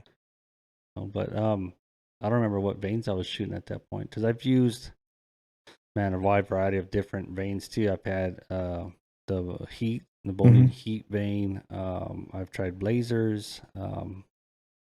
I've tried the AAE hybrids. I've had 23s, a number of different veins, right? I don't see a huge difference in them. I think for me, the only difference that I've seen is clearance. Yeah. Clearance. So, smaller vein, better, more clearance to your sight tape on a field point. Now on a broadhead, I could definitely see a 4 vein, what was it, max 23, Mm-hmm. and then the PM steering it different, losing some yardage Yeah. on that. But I think once I switched over to the field points to mechanical, Mm-hmm. that kind of went away. Yeah. You're not trying to steer, a blade in the front. Dude, I've had so much better luck shooting a mechanical. Right. And I've shot Schwacker. I killed my javelina with a Schwacker and did its job. Dropped him in his tracks. Yeah. It I was, think the Levi Morgan 204, I think it was, blue ones. The blue ones. They're great. They fly great. Yeah, I think the advancements in the equipment in the bows has made it easier for the mechanicals to perform like they're supposed to. Yeah. When you have all kinds of innovation, do like Bomars, spring loaded freaking mechanical. I use a Muzzy Shank. Yeah. They're kind of like a Schwacker. I haven't had any issues with them. I've killed I killed my deer with it. I've killed, what else did I kill with them things? I think I killed a javelina with that too. Is it javelina or javelina? It's javelina. Javelina. Javelina. Yeah. I guess I should know that, right? My last name. Yeah, and it's not a pig. Thank you. It's not a pig. No. It's more of a rat. Yeah. It's a bottle opener. Peccary. I don't have one. Yeah, those are fun to hunt. If you guys did a shot to come shoot javelina down in New Mexico or Texas, Arizona, I recommend doing that. Super fun to hit them with a bow. But yeah, man, I've tried the Schwacker. I've mechanical wise, the first one I did was the Grim Reaper. Right. And they flew great. I had no issues with them flying like a field point. I did have an issue. That's what I shot that buck with that I never found. Ooh. You know? Right. I'm gonna stop you right there because we're talking about some arrows and I want to get on this broadhead discussion. But I think we need to save it for the next one. Save it for the next one. You got it, boss. Where are we at? I think we're at like 2 hours. Already? I'm getting thirsty. Time, so yeah, time flies when you're having fun. Hell yeah! All right, we'll put a pin on this one, and we'll come back and see who else we can bring on with this. Yeah, definitely gotta get the guys on this next one. But all right, man, we'll continue this on the next one. All right. Link in my bio. Subscribe.